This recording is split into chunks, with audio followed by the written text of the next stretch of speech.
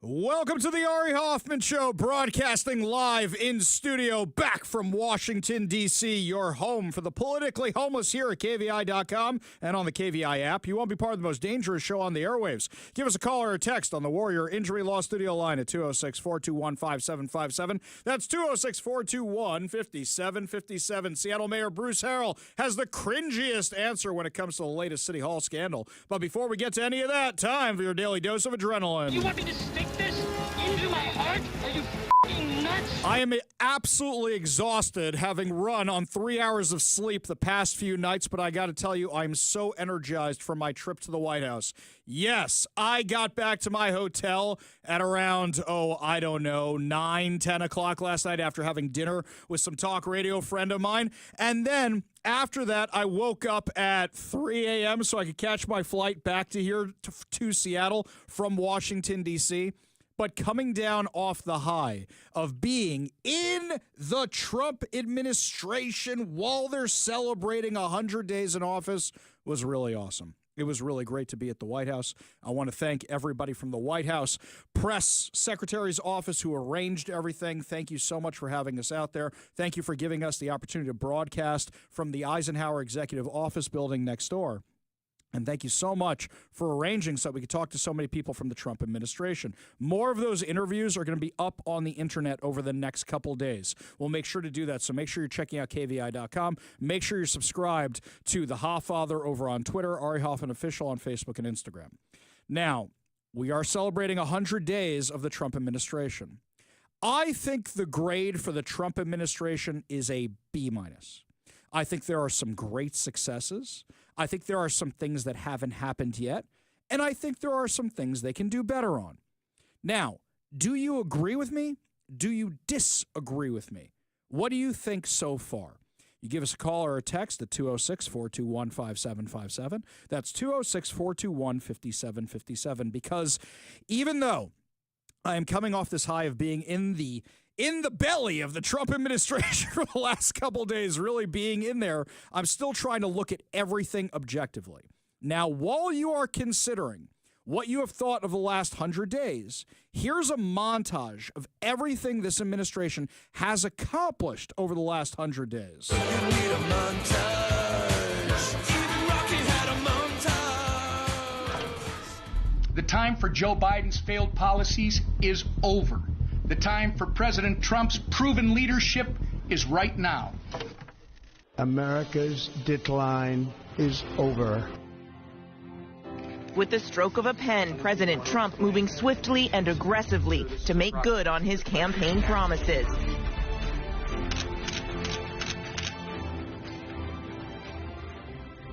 First 100 days, President Trump signing the Laken-Riley Act into law. Teacher Mark Fogel is free this morning after 3.5 years in Russian detention. The Trump administration, we will defend the proud tradition of female athletes, and we will not allow men to beat up, injure, and cheat our women and our girls. From now on, women's sports will be only for women.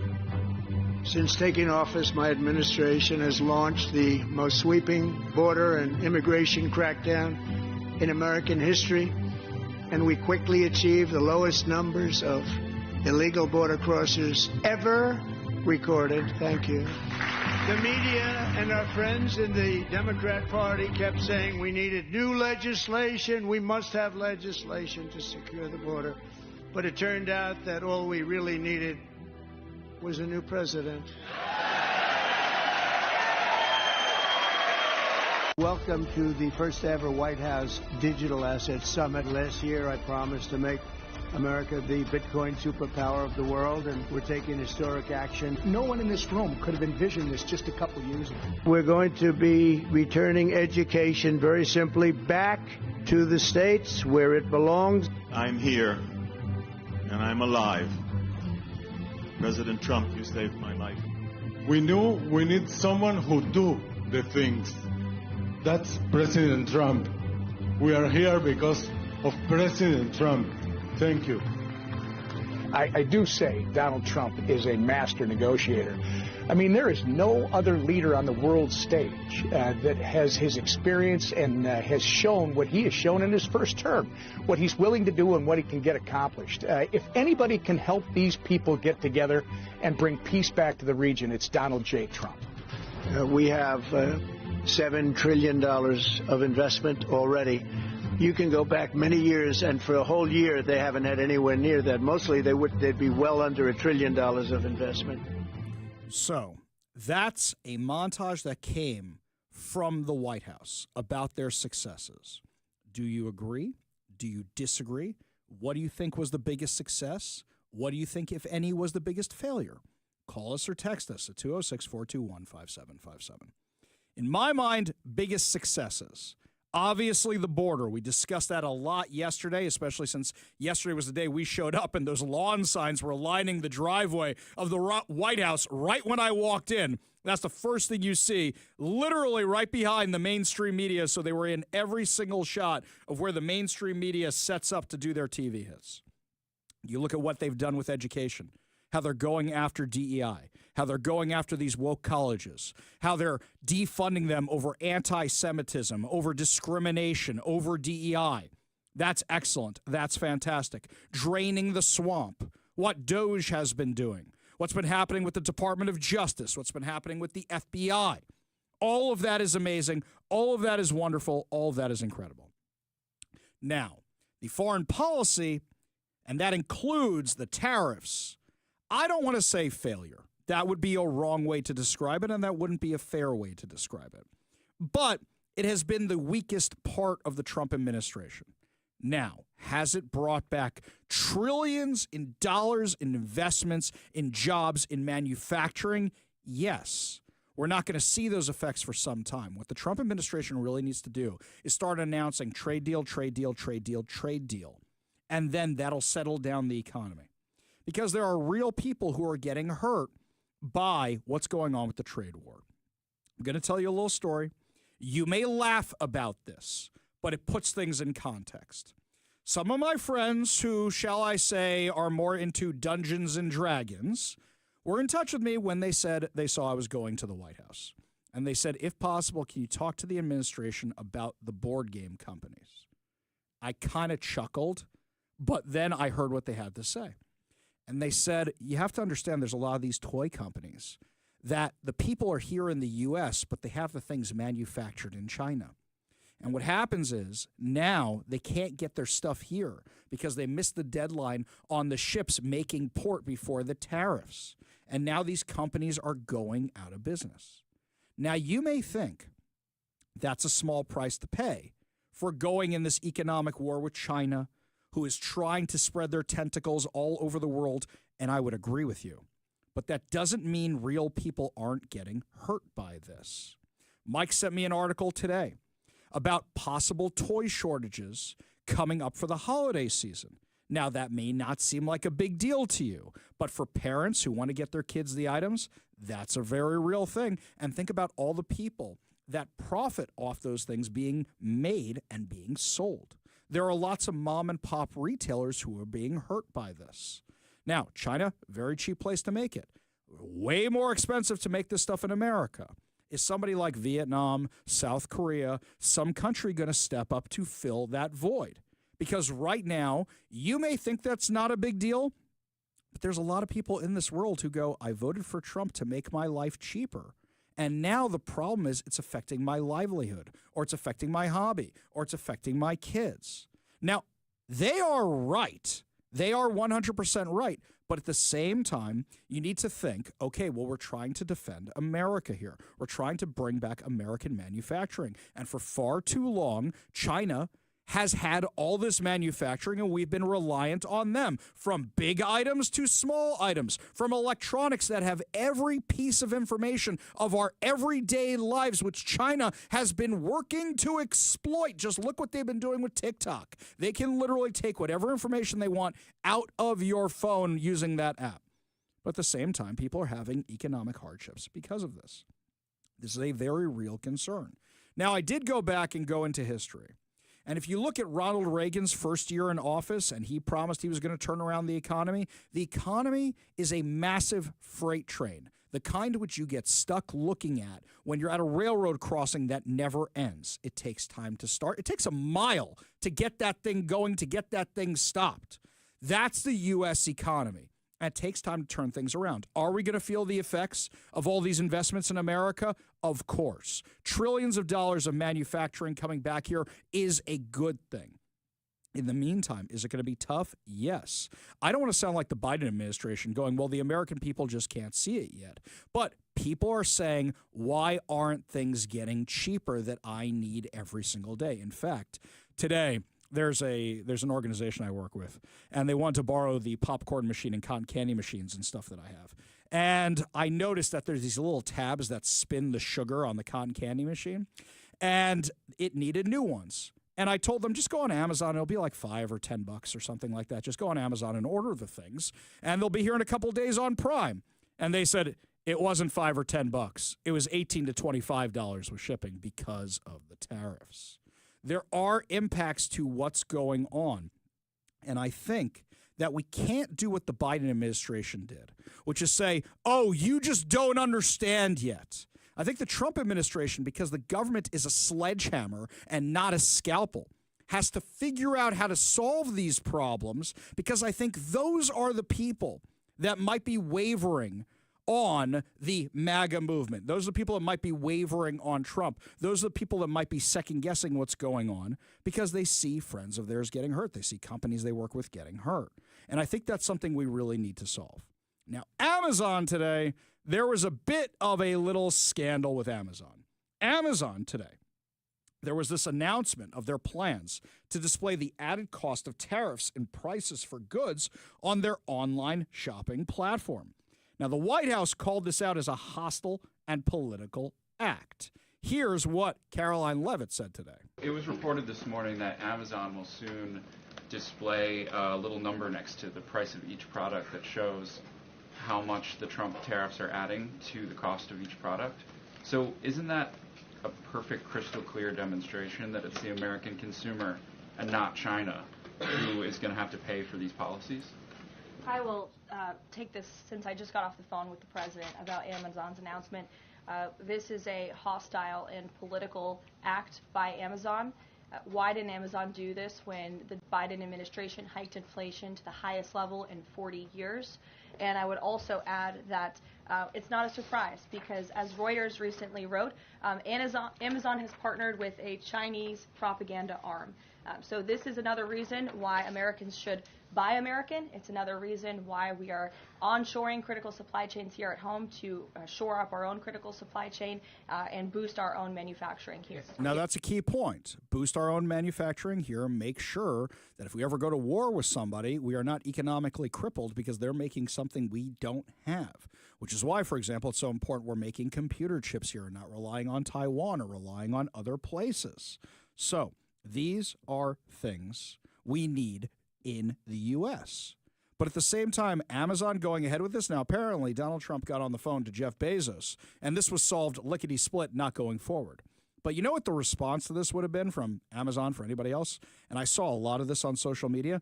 Hey, can you display all the things that say made in America that are actually made in America? Because we would prefer to buy those.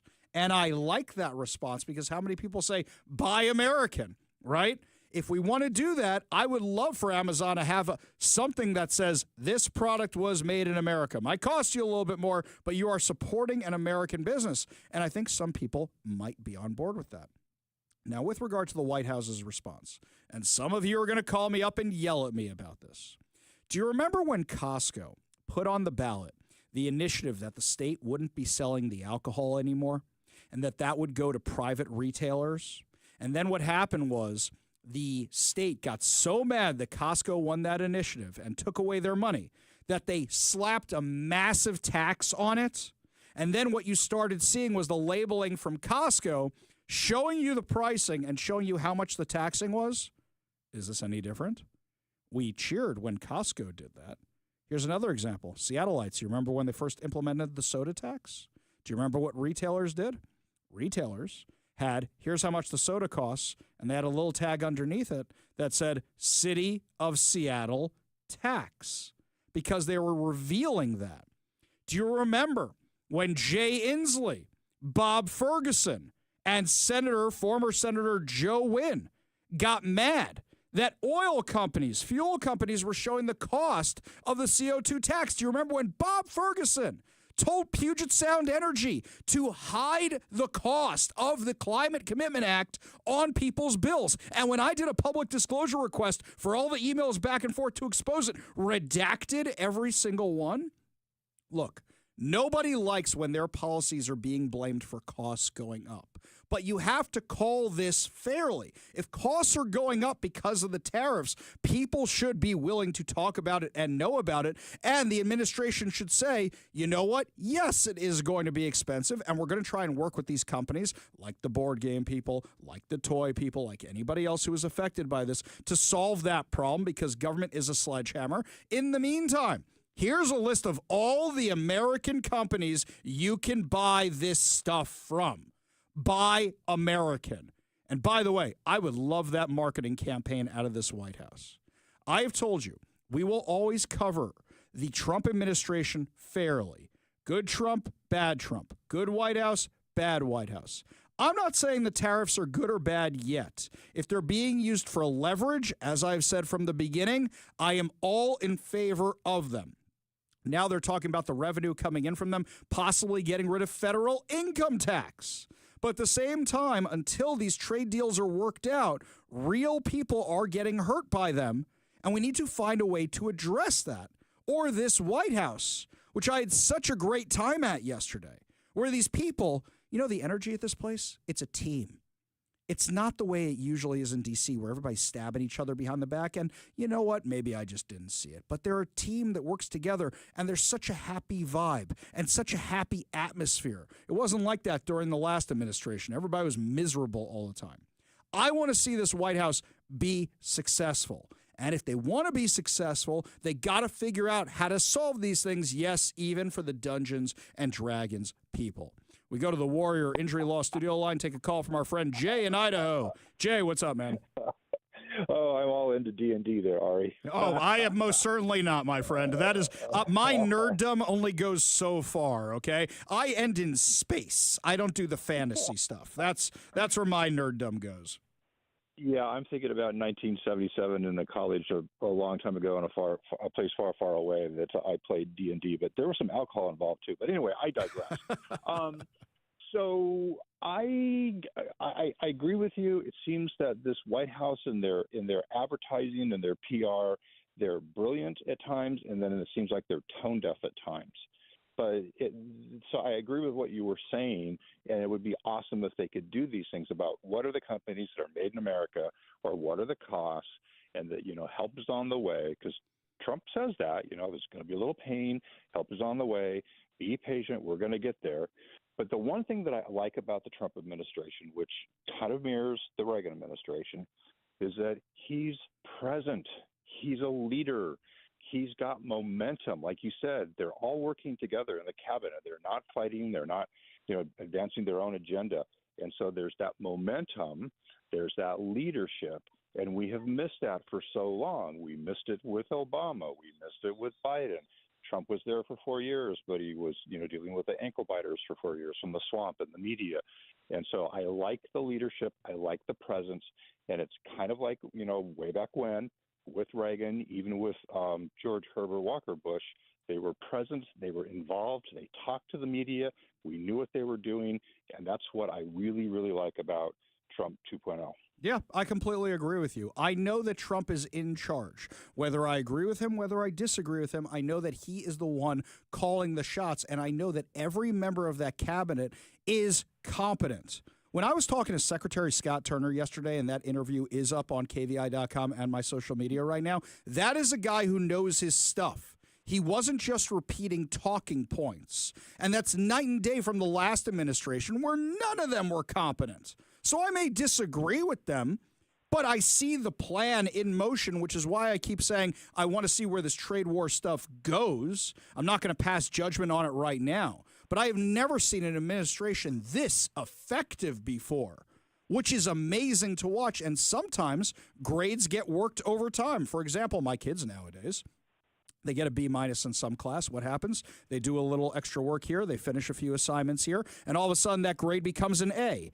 That's the caveat. That's my qualifier for the grade I give the Trump administration. We don't know how the trade war is going to go. We don't know how the foreign policy stuff is going to go. We don't know if we're going to get hostages back. But if all that happens, it's not just going to be an A+. It's going to be when your teacher used to give you like 20 points of extra credit and you get 120 on a test, which was very rare for me. And I don't think we've ever had out of an administration. Jay, appreciate the call. Appreciate you being part of the show. You want to be part of the show? You want to weigh in on Trump's first 100 days? You agree with my grade? You disagree with it? You give us a call or a text at 206-421-5757. That's 206-421-5757. From the 586, tisk, Ari, a B-. I give President Trump and his administration a solid A with possibility for extra credit. I don't think that by voting for Trump, my life would become immediately more affordable, but I voted for Trump because he would and is going to save my country. I fully acknowledge the first year would be rocky. That's to be expected. It may even be 2 or 3 years of building back our nation. That's to be expected when repairing the foundation of a very old, deteriorating country. That's from Beth. Yes, Beth, I think we're saying the exact same thing. I think we really, really are. So we're disagreeing on a number grade. I think we're saying the same thing, Beth. We go to the Warrior Injury Law studio line, take a call from our friend Transit Joe, who I am fascinated to hear what Transit Joe thinks today. What do you think, Transit Joe, about the first 100 days of the Trump administration? Underwhelmed and very disappointed. We have not really had this administration go to war with anti-Semitism. Whoa, stopping you right there, Joe. Stopping you right there. Taking away $400 million from Columbia, taking away $2.2 billion from Harvard, putting all these schools on lists to be investigated. And then I'm going to discuss later in the show today how when Harmeet Dillon announced that the Department of Justice is allocating resources towards going after anti-Semitism, they just had hundreds of employees quit, exposing that they didn't want to go after anti-Semitism. She says we are, and now they're doing it. I totally disagree. I think they get an A++ for dealing with anti-Semitism, Joe. Okay, I'll be nice and give them a B- like you talked about earlier. They need to do more work, and that means going after DUW. That means authorizing the ROTC students to take up arms and back up the campus police if it gets to that point. It's time to draw a line in the sand. After the mobs in New York, after what happened at UW, after what's happened all around the country, no more. Zero tolerance. Tolerance is burned up. Take your pick, bro. That's where I'd start. Then the tariffs. I understand this president's trying to redo our economy, but he hasn't really brought us along on that. I think he needs to treat us like we're in fifth grade math and walk us through a chalkboard like a great Democrat whose name escapes me, Katie Porter, I think, needs to walk us through his math. Not Katie Porter. Not Katie Porter. I think the problem is that the Katie Porter way of thinking is the Navarro way of thinking, and the good way of thinking is the Bessent way of thinking. And when Trump listens to Navarro, you get the bad policies, and when he listens to Bessent, you get the good policies. So we'll see how that shakes out. Joe, appreciate and one more thing. You get one more, then I got to run. Yeah. I got to give Trump credit for working with Governor Gretchen Whitmer and getting F-15EX fighter jets to Michigan to replace the A-10s. I think that's a great step for the president to take partisan politics out of our military. Our military needs to be more rebuilt and properly equipped. And I really appreciate the president doing that today. So I want to end on a kind note. There you go. Did you see Gretchen Whitmer wearing the Army hat today? Where the last time she was at the Oval Office, she looked miserable. I retweeted it. Yeah, I wonder if she's getting red-pilled, my friend. Joe, appreciate the call. Appreciate you being part of the show. You want to weigh in on Trump's 100 days, you give us a call or a text at 206-421-5757. That's 206-421-5757. When we come back, my friends, lots more to discuss. More of your calls, more of your texts. Plus, Mayor of Seattle has his cringiest moment ever. We've got that awkward audio for you when we come back. You're listening to the Ari Hoffman Show on Talk Radio 570 KVI.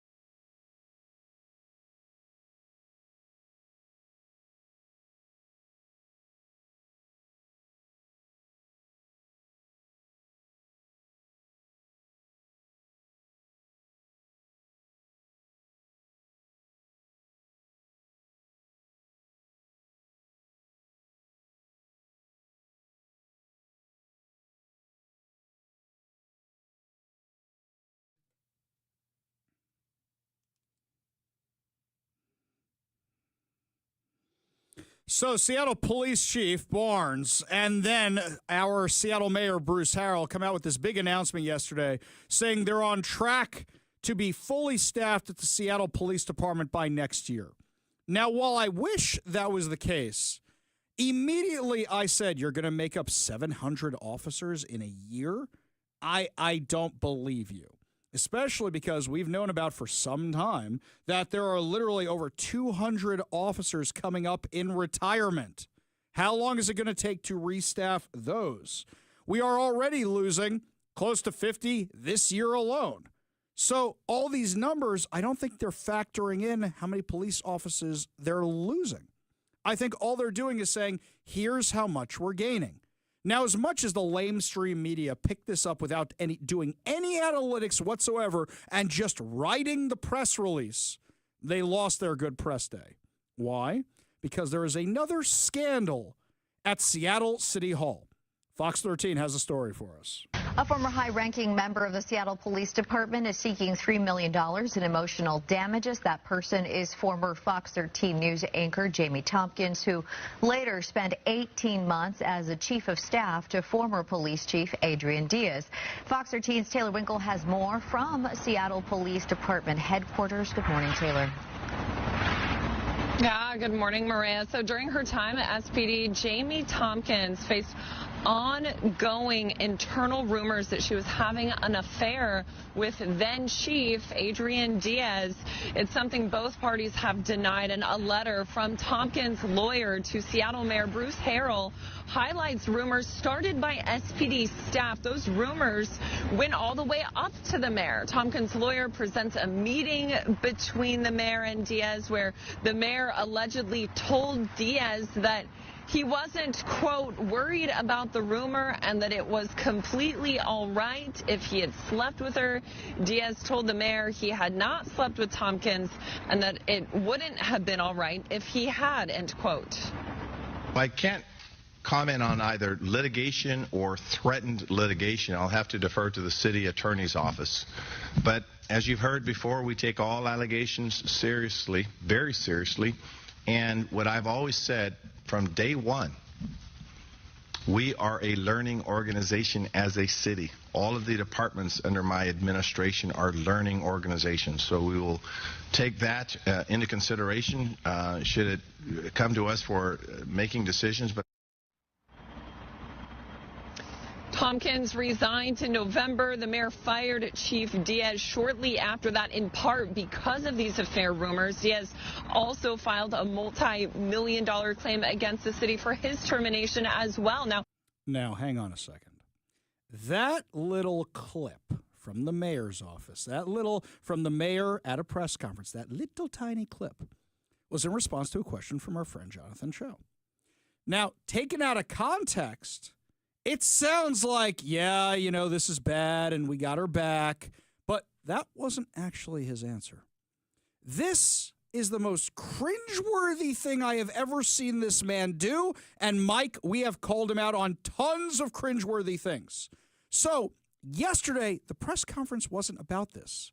If Jonathan Cho hadn't been at the press conference and asked the question, this story may still be secret that this settlement or this lawsuit is happening.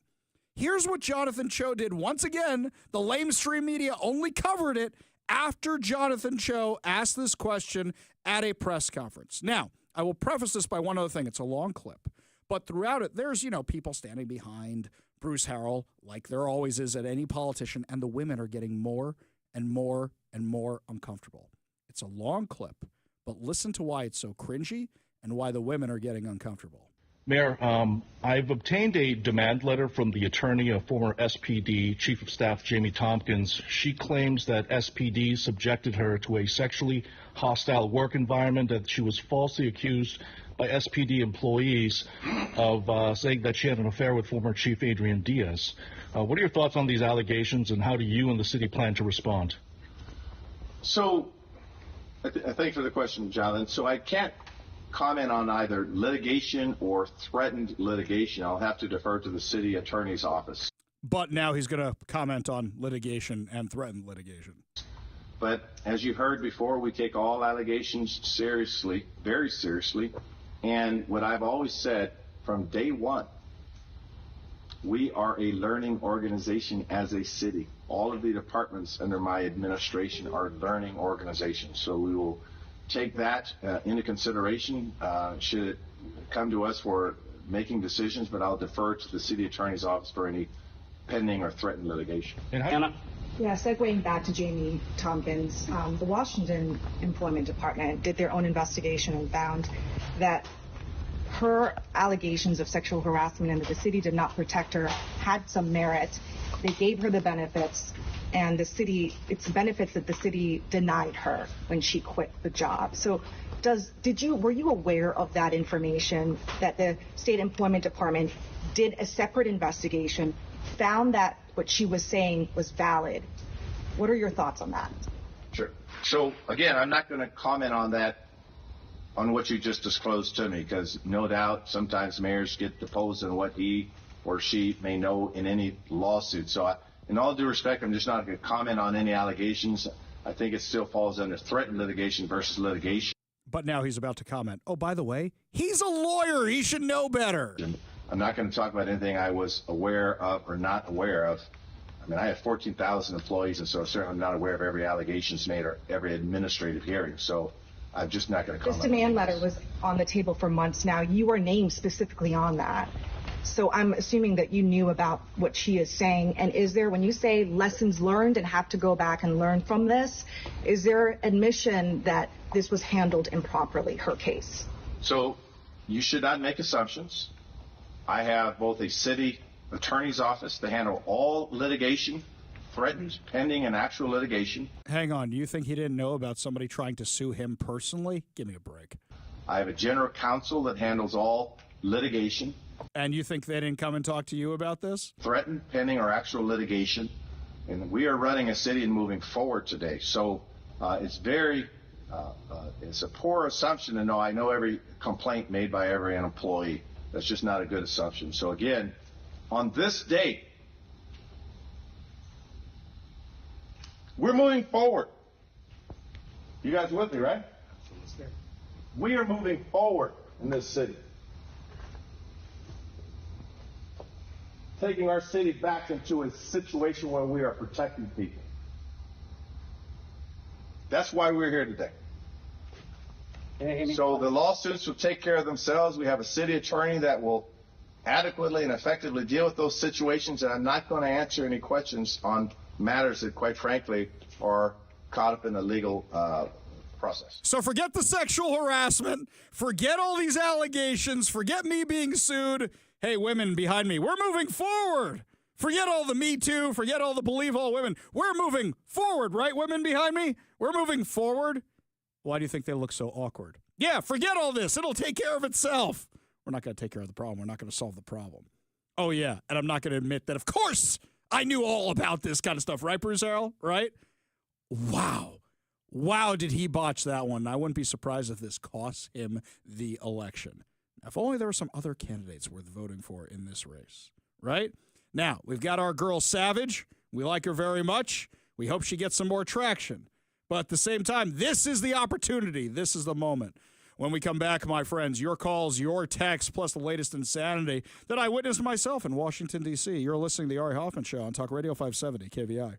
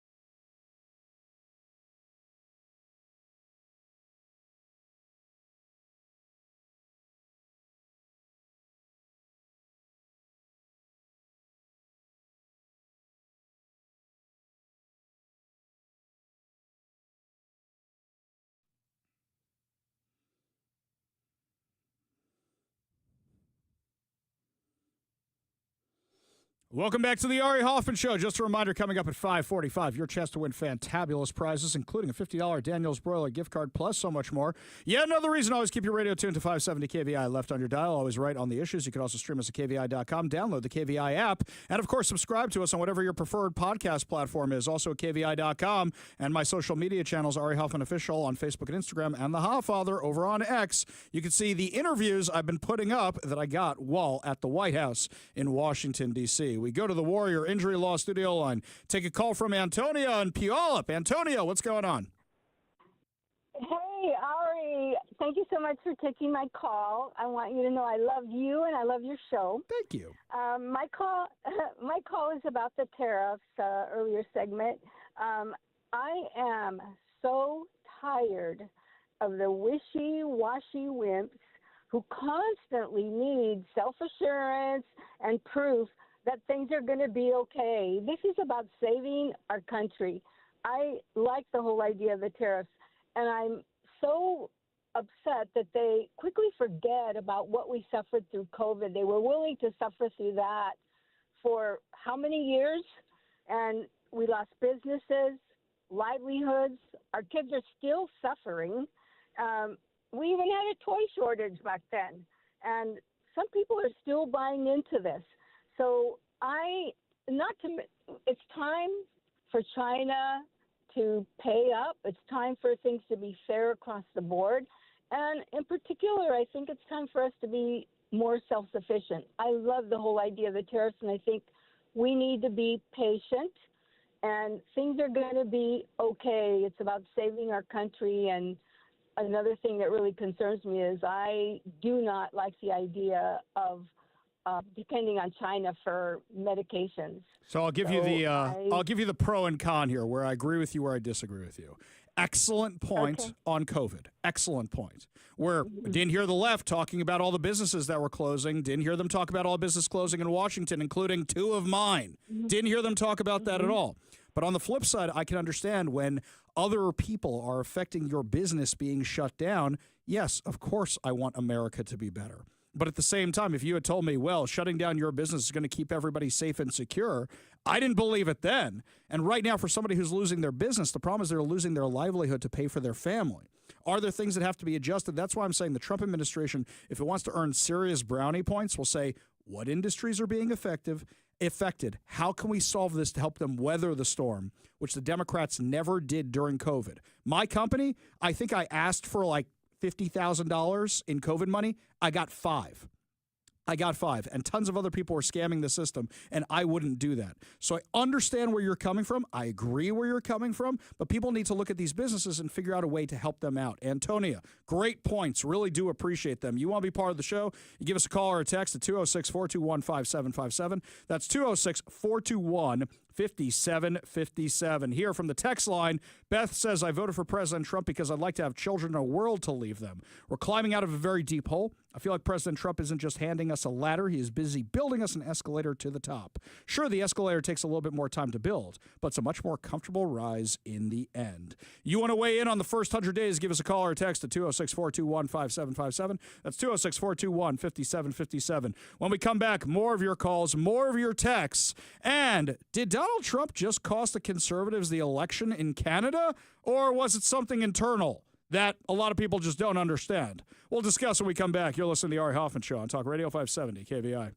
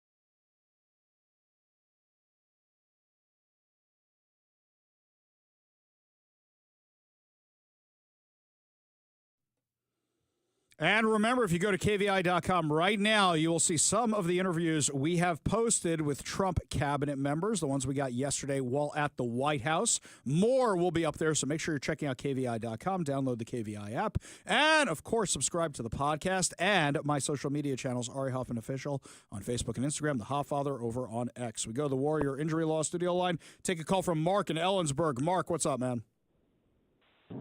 I would give him an A-, mainly because he's done everything he said he'd do, except he's not been able to stop the war with Putin. And I don't blame him for that, because Putin is a snake and a liar and a gangster, and he's going to be very hard to deal with. But he's not solved the problem like he said he would, so he can't quite get an A. So I would agree with that, but I'll add one caveat, then I'll let you finish, Mark, is that they keep talking about what a great negotiator Steve Witkoff is. I'm waiting for the great negotiations. I know we've gotten some hostages back. I know that's no small feat. But the two big things, what's going on in the Middle East and what's going on between Russia and Ukraine, I keep hearing they're going to get solved, and he's the guy negotiating them, and this is the guy who says, yeah, he underestimated Hamas. So I'm a little wary of that. Keep going there, Mark. What else you got? Okay, as far as us losing our manufacturing, one of the big reasons that's happened is because the unions. They have driven the price of our labor up so high that we cannot compete with the rest of the world. China, for instance, they make about $325 a month. And our union guys are making that every day. So we just can't compete in manufacturing. And maybe these tariffs will make people buy more stuff, but I don't know if they will or not. Yeah, I think that's a huge problem we have to address, and a lot of American companies were relying on the cheap labor over in China, which is why they're having problems now, and that's something we definitely need to solve.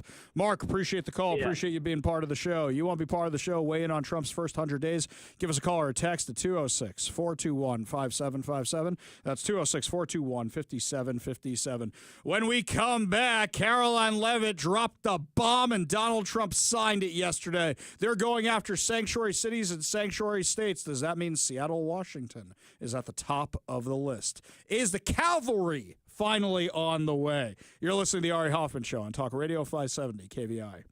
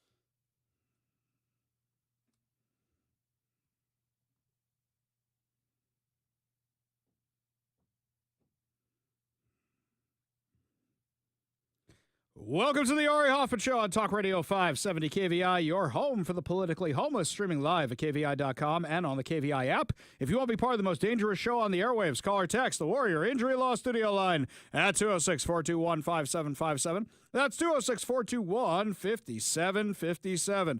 Coming up this hour, the pedophile teacher we revealed last week is not being charged because of statute of limitations. Give me a break. We'll tell you what that's all about. But first, somebody shared this with me, that Governor Bob Ferguson, rather than dealing with the budget, said, I've joined many other states and governments in declaring the week of April 21st through 28th, 2025, Dark Sky Week.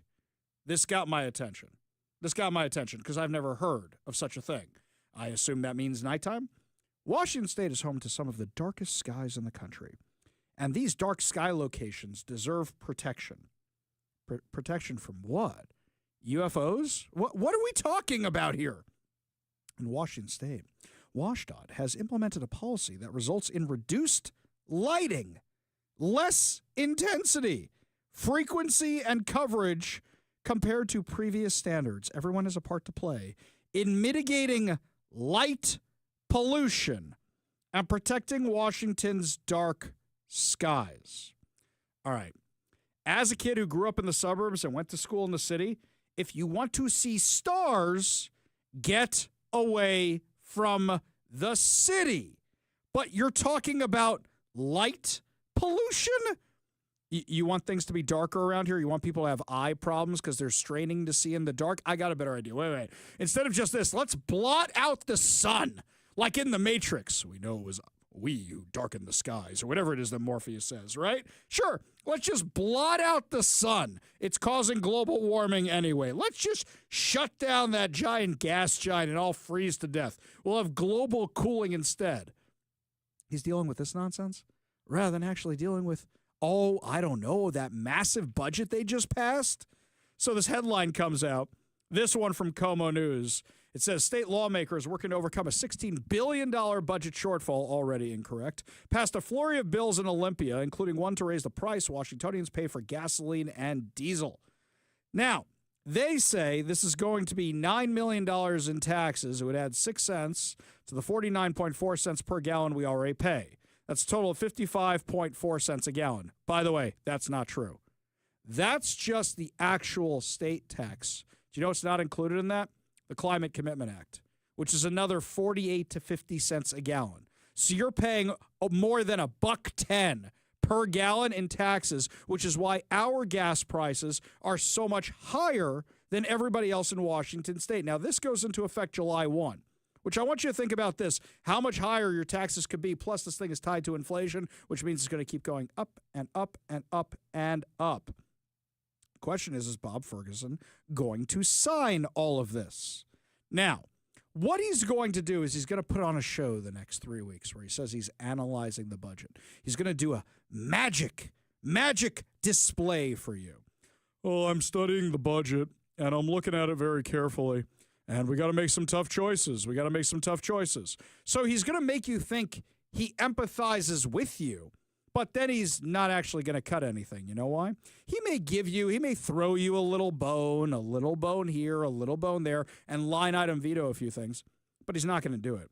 He's not going to veto the entire budget. You know why? Because he's going to start saying, and he's already started to say this, that he needs to save the money to go head-to-head against Donald Trump. Because the Trump administration is coming after us. Well, if you keep federal law, you have nothing to worry about. What is Turd Ferguson concerned about, my friends? Well, I'll tell you. What he is worried about is what is going to happen with the federal funding that we are going to lose because Washington is a sanctuary state. Because Seattle is a sanctuary city. Because yesterday, this is what Caroline Levitt announced. Today, we kick off 100-day week with a focus on the president's historic effort to secure our southern border. Later this afternoon, President Trump will sign an executive order on law and order and another executive order on sanctuary cities. The first EO will strengthen and unleash America's law enforcement to pursue criminals and protect innocent citizens. The second EO is centered around protecting American communities from criminal aliens, and it will direct the Attorney General and Secretary of Homeland Security to publish a list of state and local jurisdictions that obstruct the enforcement of federal immigration laws. After these are signed, the President will have signed more than 140 executive orders already, rapidly approaching the total number signed by the Biden administration over the course of 4 years in office. Speaking of Joe Biden, it was his awful open border policies that recklessly allowed more than 10 million illegal aliens to invade the United States over the past 4 years. Innocent Americans like Laken Riley, Jocelyn Nungray, Rachel Morin, and so many others were viciously murdered at the hands of these illegal aliens as a result of Biden's dereliction of duty. That's why one of President Trump's central campaign promises was to secure the border and end this invasion. In just under 100 days, 99 now to be exact, the president has overwhelmingly delivered on that promise. America's borders are now secure because of President Trump. He has restored the rule of law, enforced our immigration laws, and defended America's sovereignty. The president immediately declared a national emergency on the southern border, deployed the U.S. military and Border Patrol to repel the invasion, and ended reckless catch-and-release policies. The results have been nothing short of extraordinary, which she's right. Now, something that's been weighing on my mind is there's a couple points the administration doesn't make as often as I would like them to. One, the amount of people who died from trying to get into the U.S. They mention it from time to time, but the amount of people that were told by the Biden administration, the Harris administration, and the Democrats, oh, just come across. Yeah, come across. We're going to tell everybody the border's secure, but we know it's not. Just come across. And how many people drowned in the Rio Grande? How many people were raped along the way? How many children were thrown into the river or executed or killed by the cartels? That human catastrophe is rarely mentioned, and I wish it was mentioned more. The second thing we don't mention is the millions of Americans who were killed by fentanyl, which the Biden administration allowed to flood this country. So I was pleasantly surprised when I saw Pam Bondi mention this today on Fox News. Seeing that pill press should frighten every American. I am terrified after seeing it because it shows how fast you can manufacture and make these pills. So during our tour, we saw where fentanyl is made, Trace, for research purposes. Also, areas where to learn it came from originally. The DEA says that fentanyl is 50 times more potent than heroin. According to CDC data, overdose deaths, the leading cause of death for Americans between 18 and 44. The precursor chemicals, Trace, typically come from China. The pills largely made south of the U.S. border. The U.S. seized 22 million fentanyl pills and 3,000 pounds, a little bit more of that, of powder. That's just this year. That's enough to potentially kill over 119 million people. So I'd like to hear the administration mention that more. Because as we heard so often during the Biden administration, there's not a single family that hasn't been touched by drug overdoses, drug deaths, whatever. They used to say that all the time. But then they always said, the solution is let in more illegal immigrants. The solution is let more criminals out of jail. Here, this administration actually did something about it and is reducing the amount of fentanyl coming across our borders. I would like to hear them emphasize that more. I'm glad they were doing it today. I really, really am. Now, Tom Hoffman had some great lines yesterday when he was talking about going after the sanctuary cities and sanctuary states. I said from day one, you don't have to support ICE's operations. You can support sanctuary cities if that's what you desire to do. Sanctuary cities can stand aside and watch ICE keep their communities safe, because any public official, whether you're mayor, city councilman, or governor, their number one responsibility is protection of communities. And ICE has been clear, we're targeting public safety threats and national security threats. I can't believe there's any elected official, and especially a judge, that doesn't believe we should be doing that, and they should be helping us. What I said from day one, you can sit aside and watch, you can argue against us all you want and protest all you want, but when you cross that line, I've said this 1,000 times, when you cross that line to impediment or knowingly harboring, concealing an illegal alien from ICE, you will be prosecuted, judge or not. And you will lose federal funding. So, Governor Bob Ferguson is going to use this as an excuse for the rest of time. He's going to say, we need all this money in reserve. We need to do all these taxes. We need to tax the Washingtonians more than we ever have before because Trump's going to take away our federal funding. Guys, just follow the law. How can you say you don't want more criminals off the street? I noticed that King County sent out a press release today, and they're announcing that gun violence has gone down. Do you think maybe it's because ICE is picking up all these criminals who are violent gang members? Do you think that might be it? Do you think that maybe they're getting them out of our communities? Do you see a correlation here at all, perhaps? Next, they're going to say overdose deaths are down. It has nothing to do with what King County's doing. King County's doing the exact same failed policies it's been doing for years. But do you think it's maybe because less fentanyl is coming across the border because they sealed the southern border and the northern border? Just a hunch, just a little hunch there that maybe they might be tied together. Democrats don't believe these numbers. They don't believe them at all. Here's Chuck Schumer earlier today. On border security, the White House and the Republicans are touting the claim that illegal crossings are down by 95%, guardways, as they call them, are down by 99%, and only 9 border nationals were released into the country compared to many more under the Biden administration during the years. Is that not a sign that the Republicans... I'd say one thing to you. I don't trust Trump's numbers. Yeah, you trust Hamas's numbers on casualties, but you don't trust Trump's numbers. Just making sure I got that right. You don't trust the Border Patrol numbers. Meanwhile, you got King County saying, hey, gun violence is going down. Why do you think that is? Oh, right, because we're getting rid of the illegal immigrants.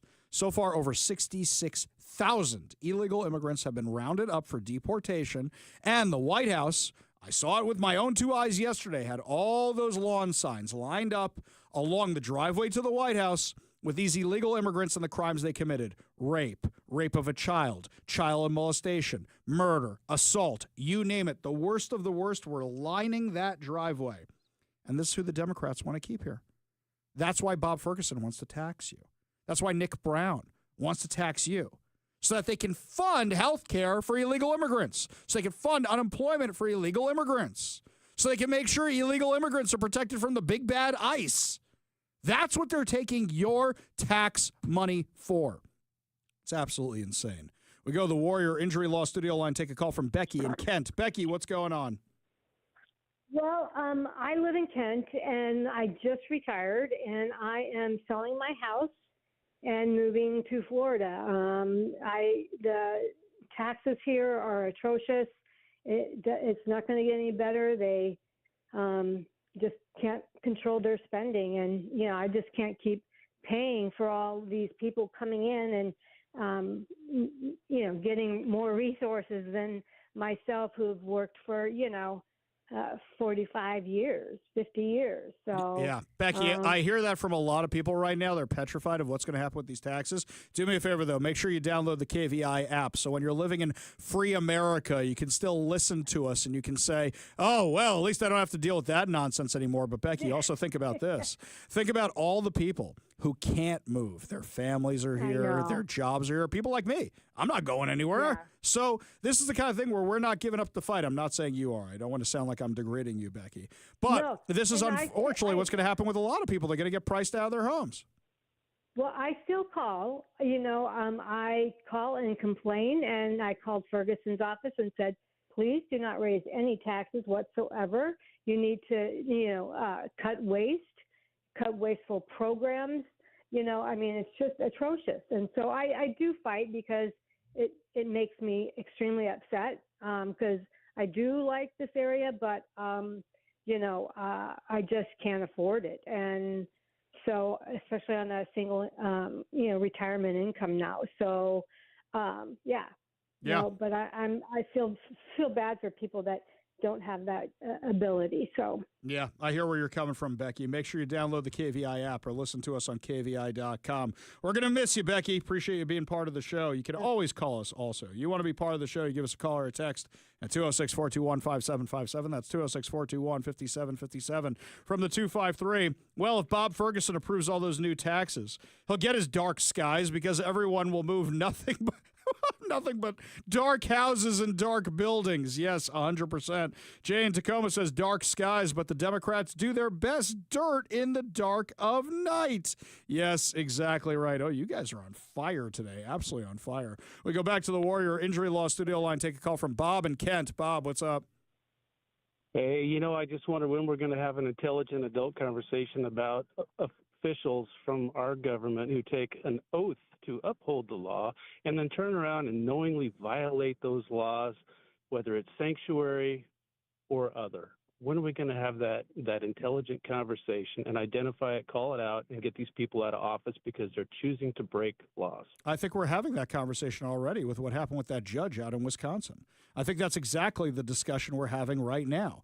And what we need to do is find out if judges locally are doing the exact same thing, and we need to work on them. Look, I've said that judges here have been doing this for a long time, and one of the things I was talking to the Trump administration officials about yesterday was having a strong U.S. attorney out here, which we don't have right now. The Trump administration has not appointed one. Some people asked why I gave him a lower grade than they were giving him. That's an appointment. Pick the right person. Have Pam Bondi find somebody and appoint them out here, and we can start doing those cases. But without a strong U.S. attorney out here, and I can't believe I'm begging for federal intervention as a conservative, we can't take actions to do that kind of stuff. You got to be geared up with your best fighters to take on those fights. And, Bob, right now we don't have them. Appreciate the call, though. Appreciate you being part of the show. You want to be part of the show, you give us a call or a text at 206-421-5757. That's 206-421-5757. Don't forget, by the way, your tax money is also going to this ridiculous reparations program. You know, the one that's saying, well, because of the pigmentation of your skin, we're going to give you a down payment on your house that you never have to pay back.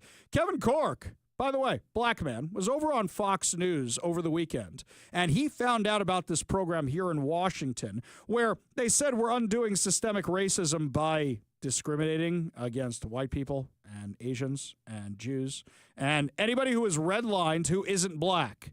Yeah, he said this is absolutely ridiculous because let's remember what this program is. It was based on a study that said that Jews, Asians, and blacks and others were discriminated against with redlining in Washington. That is correct. So they said, well, in order to undo that, we're going to give zero interest loans, down payments on mortgages to black people. Well, what about the Jews, the Asians, and everybody else who was discriminated against? Then he says, and Bob Ferguson signed this last week, oh, well, you know what? Now you don't even have to pay those loans back. Now they're just forgiven. So you get the down payments for your house now? I don't think this program should exist at all. But if this program does exist, I want to bankrupt it by all the people that apply for this thing who are also discriminated against. So you use the Jews and the Asians to get your little program through, but they're not eligible for these reparations? Here's what Kevin Corke said on Fox News. Redlining is a real deal, but the fact is choosing this based on race is wrong. It is not only illegal, it's morally wrong because what you're basically saying to, what about the poor white guy who lived in Appalachia? What about the poor Hispanic person who lives in East L.A.? You can't do this. And the fact that they're even attempting to do, if I'm the U.S. attorney, I am all over that because it's wrong, and I would love to try that case. Oh, what don't we have here right now? A U.S. attorney. That's the problem. And by the way, these guys admit what they're doing. They admit it. Como News was asking the director of this reparations program about it. Listen to what she said. Here's Denise Whitaker from Como with the story. Basically, this new law modifies some of the qualifications first-time home buyers would have to meet in order to get zero interest loans to cover down payments and closing costs. These aren't handouts. They're really hand-ups. Loretta Kale supervises 9 housing counselors who help people buy or save their homes. She also had a hand in creating the Covenant Home Ownership Program, which started giving zero-interest loans to first-time homebuyers last year. This new law makes a few modifications to that program, trying to serve more people. It raises the qualifying income from 100% of the average median income to 120%. There's only so many resources available. And if you're in a lower area median income category, it literally will push you out of any opportunity to purchase. The new law also expands eligible groups working to close the gap between people of color, particularly black households, and white households. What would you say to critics who say this is just a form of reverse discrimination? Yeah, and that's unfortunate because what I don't think they're taking into consideration is the overall impact that housing has on so many other factors that affect their lives. That, Kale tells me, can include crime, safety, education, and other factors. This new law... Hang on. You didn't answer the question. You said, well, where they live has all these other issues. It is discrimination. By the way, this thing will get destroyed if somebody actually sues over it. But once again, we need a strong U.S. attorney so that we can actually do these things. And we need plaintiffs from the Jewish community. We need plaintiffs from the Asian community to step up so that we could do something about this. You want to be part of the show, you want to be part of all this, you give us a call or a text at 206-421-5757 or email me, ari@kvi.com. That's ari@kvi.com.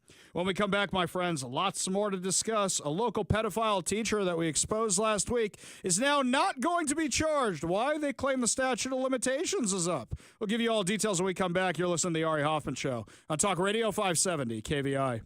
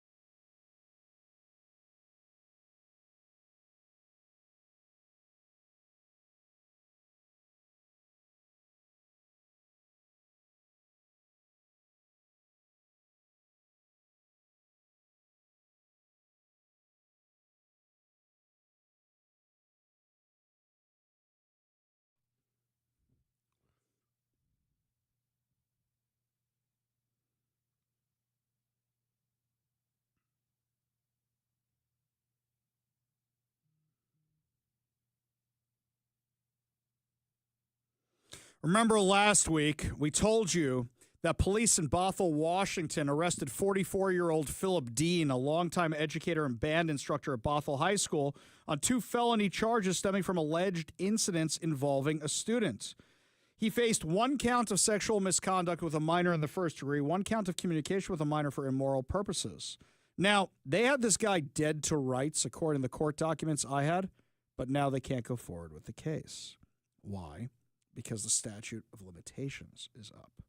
This was an email I got, along with the rest of the media, from King County prosecutors. Folks, a case involving Philip Dean was referred to the King County Prosecuting Attorney's Office today, April 28th, but it is beyond the statute of limitations. When a case is beyond the statute of limitations under Washington state law, prosecutors statewide cannot file a criminal case. On July 28, 2019, the statute of limitations changed for sexual misconduct with a minor in the first degree, and now that crime in Washington state has no statute of limitations. That means that when a crime occurred on or after July 28, 2019, the crime can be charged whenever a survivor comes forward, and there is admissible evidence to prove that the crime beyond a reasonable doubt. But when the state changed that law in 2019, it was not a retroactive charge. That means that those criminal offenses that occurred before July 28, 2019 are bound by a statute of limitations. The case referred to prosecution today is beyond the statute of limitations. It is beyond the statute of limitations for both sexual misconduct with a minor and communication with a minor for immoral purposes. 3 separate senior deputy prosecuting attorneys reviewed the case and the available admissible evidence when it was referred today by police investigators, and each came to the same conclusion. The decision is based on the law and is not judgment on the young woman involved here. We appreciate the work of the Bothell Police and appreciate state lawmakers changing the statute of limitations for this criminal offense back in 2019. Now, on Friday, I believe it was, we got into the weeds with this. We got into the details of this, and I said I wasn't going to read a lot of the details on air because a lot of them were pretty bad. Now, there's also messages, allegedly, we have to say allegedly, even though they're in the case file, that these messages were on multiple messaging apps. So they really had this guy dead to rights, it seems like. But here's a little problem here. The little problem is the girl was scarred for life, went to the therapist, and didn't decide to come forward until after the statute of limitations expired, which I understand. She's hiding severe trauma. But also in the police report, it said that the Bothell police were seeking other victims, which is probably the reason they probably knew there was going to be a statute of limitations issue. So they were probably looking for other people to come forward because we know that usually these kind of teachers, it's not just one person they did it with. It's multiple people they were grooming. It's multiple people they had these inappropriate relationships with. So if you know this person, you should come forward and report it to Bothell Police if you know that other things were going on, if, God forbid, you're a victim of these other things going on. I mean, we should hope there was only one victim, but usually there isn't. Now, with regards to this case overall, a lot of you have been asking, well, does that mean they get to go back and teach? In this state, wouldn't be ridiculous to make such an assumption given the people they released from jail. Now, all indications right now is that this person is not going to be allowed to go back and teach. But at the same time, we've been surprised by things like this before, and it seems like this is a concern that a lot of you have. Absolutely. Because this is something that, would it surprise anybody to find out that some school district did this? I will say, in this school district's defense, remember that back at the time this thing was happening, they're the ones who confronted the girl and she lied to them. So now you can't really fire the teacher because you have the presumption of innocence. You have the assumption that innocent until proven guilty. That's what I'm saying today. Man, I'm really tired. Too much coffee today. Yes, innocent until proven guilty. We have that here. So you can't just go around accusing people without any proof. But at the same time, would it surprise anybody to find out a person like this is back in the classroom? That would be horrifying. Right now, they're not. Hopefully, it stays that way. We go to the text line. Elaine says, hey, Ari, I love the wanted posters on the White House lawn. I would love to add the faces of politicians who participated in hiding illegals. The Republicans in the state should also consider the election time, not only Democrats hiding illegals, but all taxes they voted for. Yes. We actually will be reaching out to some of the Republicans who voted for this insane budget and calling them out for it because I'm not happy about it. And I want to know why they did it. We will be reaching out to their offices. Lots more to discuss as the show continues, my friends. When we come back, Bill Maher absolutely destroys Adam Schiff on his show over the weekend. It was so much fun to watch, and destroys the Democrats' handling of California at the same time. You're listening to the Ari Hoffman Show on Talk Radio 570 KVI.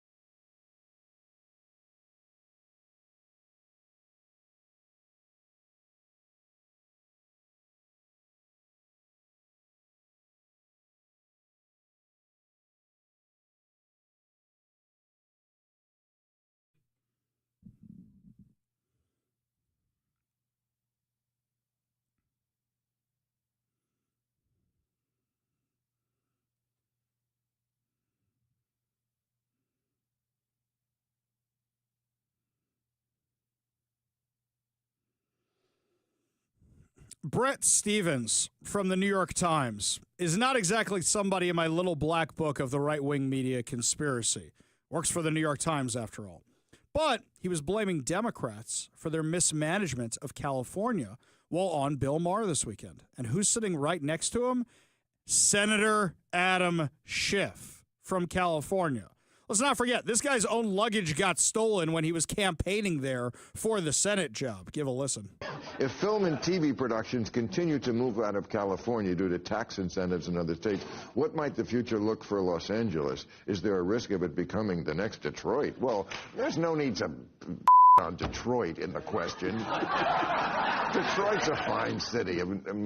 Detroit.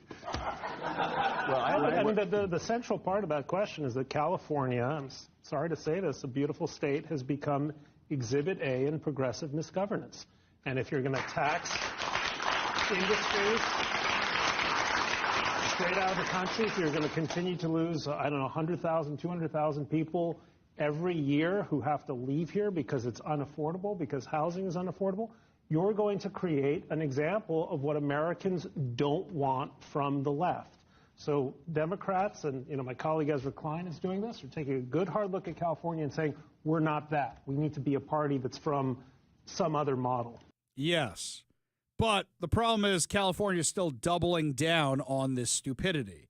Would you like an example? Democrats have rejected a bill to make sex trafficking minors a felony again. And when asked about it, here's what they told KCRA. Right now, if a John were to go and try to purchase a 16 or 17-year-old on that blade and law enforcement were to intervene, because of a judge's order right now in Sacramento, law enforcement would not be able to put that person in jail because it's not the solid felony that law enforcement has been asking it to be. So I just want to make sure, like, you're okay with 16 and 17-year-olds continuing to be purchased on this blade for the next year or until you have to dissect this issue in the fall, and these Johns getting let go and just issued with citations? Well, I don't agree with the premise of the question, but what I would say is I'm not okay with any child anywhere being exploited, but the solution that we craft, the solution that we pass needs to make sense, it needs to be equitable, it needs to be comprehensive. Oh, the solution needs to be equitable. Forget about what's happening to the kids. Let's worry about the criminals. It needs to be equitable. Gee, can't imagine why California's in trouble when that's what the Washington State legislature, Washington State, my God, they're just interchangeable. Just interchangeable, no difference. They all love criminals, no problem at all. Even Adam Schiff admits how bad this is. This is a guy who really wants to get reelected again. Even he's now admitting how bad it is. Here's him on Bill Maher. So we're going to have to change how we do business in California. We're going to have to address people's legitimate concerns about crime. I was in South San Francisco 2 years ago after I had an experience in the city that all too many people had when my luggage was stolen out of my car. They tell you don't ever leave your luggage in the car. I never do until the one time I did. And, of course, it got stolen. And what was most memorable about the experience for me is I went to this Target in South San Francisco, 10 o'clock at night, and I'm getting the toiletries I'm going to need for my next 2 days in the city. I get to the cashier. You went there by yourself, not an assistant. I think I went there. Well, yes, I had somebody drop me off at the store. And so... I don't mean to make that an issue.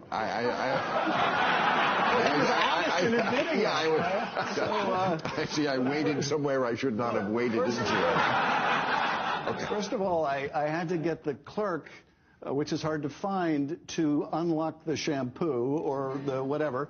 So that's one thing. And then I get to the cashier. The cashier asked me if I want one of those Target bags with a little bullseye on it. And I said, yes, that Target bag is going to be my luggage for the next 2 days. And she asked me what happened, and I told her, and she basically said, in not so many words, yeah, Democrats are assholes. And I thought, if the cashier in South San Francisco at 10 o'clock at night believes that Democrats are assholes because the shampoo is locked up and my stuff got stolen out of the trunk, we've got a major problem that we have to address. And I think that's an awesome story.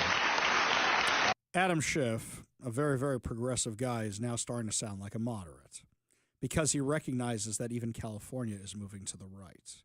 But, hey, Adam, Booby, maybe if you had spent some time actually dealing with problems that affected California, like crime, like the border with fentanyl coming across and drug dealers coming across and human trafficking coming across and releasing prolific offenders and gang violence. Maybe if you had dealt with that in Congress as opposed to Russia, where you were making things up every single day, maybe California would be better. Maybe San Francisco would be better. I know, crazy, crazy things. So I saw this clip was trending this weekend, and I thought to myself, well, the problem is Adam Schiff lies. He lies for a living. That is what he does. So he might be saying all the right things right now, but he knows he's on a nationally televised show with a classic liberal like Bill Maher, who is going to accidentally give him cover by saying, oh, it's good you agree with this, and who's going to call him out if he doesn't. Adam Schiff is Shifty Schiff, who's a liar. That is what he is. He lies for a living. He lied about the entire Russiagate thing. So just because he's saying the right things right now, do not believe a word that this man says. He is a full-on liar, and he's saying what he thinks you want to hear. And by the way, this problem is not exclusive to California, obviously. We know what's happening here in Washington. And also there's this out of Oregon, from the Oregonian. TriMet ridership remains down by a third from 2019, and the recovery is slowing. So what you're telling me is people don't want to get on mass transit? How many stories have we done this year about people who have been assaulted or killed or whatever else it is on mass transit in Portland? According to them, TriMet is providing about 30 million fewer rides each year than it did in 2019. Another indication of just how much life in the Portland area has changed since the pandemic. They always blame the pandemic. It's not the pandemic. It's that they released prolific offenders, let them keep going back on the streets, and every time they do, people get hurt. Declining ridership could be followed by a steep decline in service, perhaps beginning as soon as 2027. The Regional Transit Agency is on track to provide about 66 million rides during its current fiscal year, which ends in June. That's a decline about a third compared to 2019. So you're telling me people moved out of a blue state? People moved out of a blue city? People are working more remotely from home? And on top of that, they don't think it's safe to ride TriMet? Even the operators of TriMet were talking about how dangerous the thing was. We did back-to-back stories about the operators of TriMet getting assaulted. They didn't even think the thing was safe. Hey, King County, does this sound familiar to you? Hey, Sound Transit, does this sound familiar to you? Hey, Democrats, does this sound familiar to you? In the entire country, mass transit has become unsafe, and people are fleeing blue cities and fleeing blue states, as we heard from one of our callers earlier today, because they've had enough of this. We get taxed to death, and then the services aren't there that we actually need. Speaking of getting taxed to death, when we come back, my friends, Chris Corey, our representative from Yakima, is going to join us and tell us about this insane budget the Democrats have passed. You're listening to the Ari Hoffman Show on Talk Radio 570 KVI.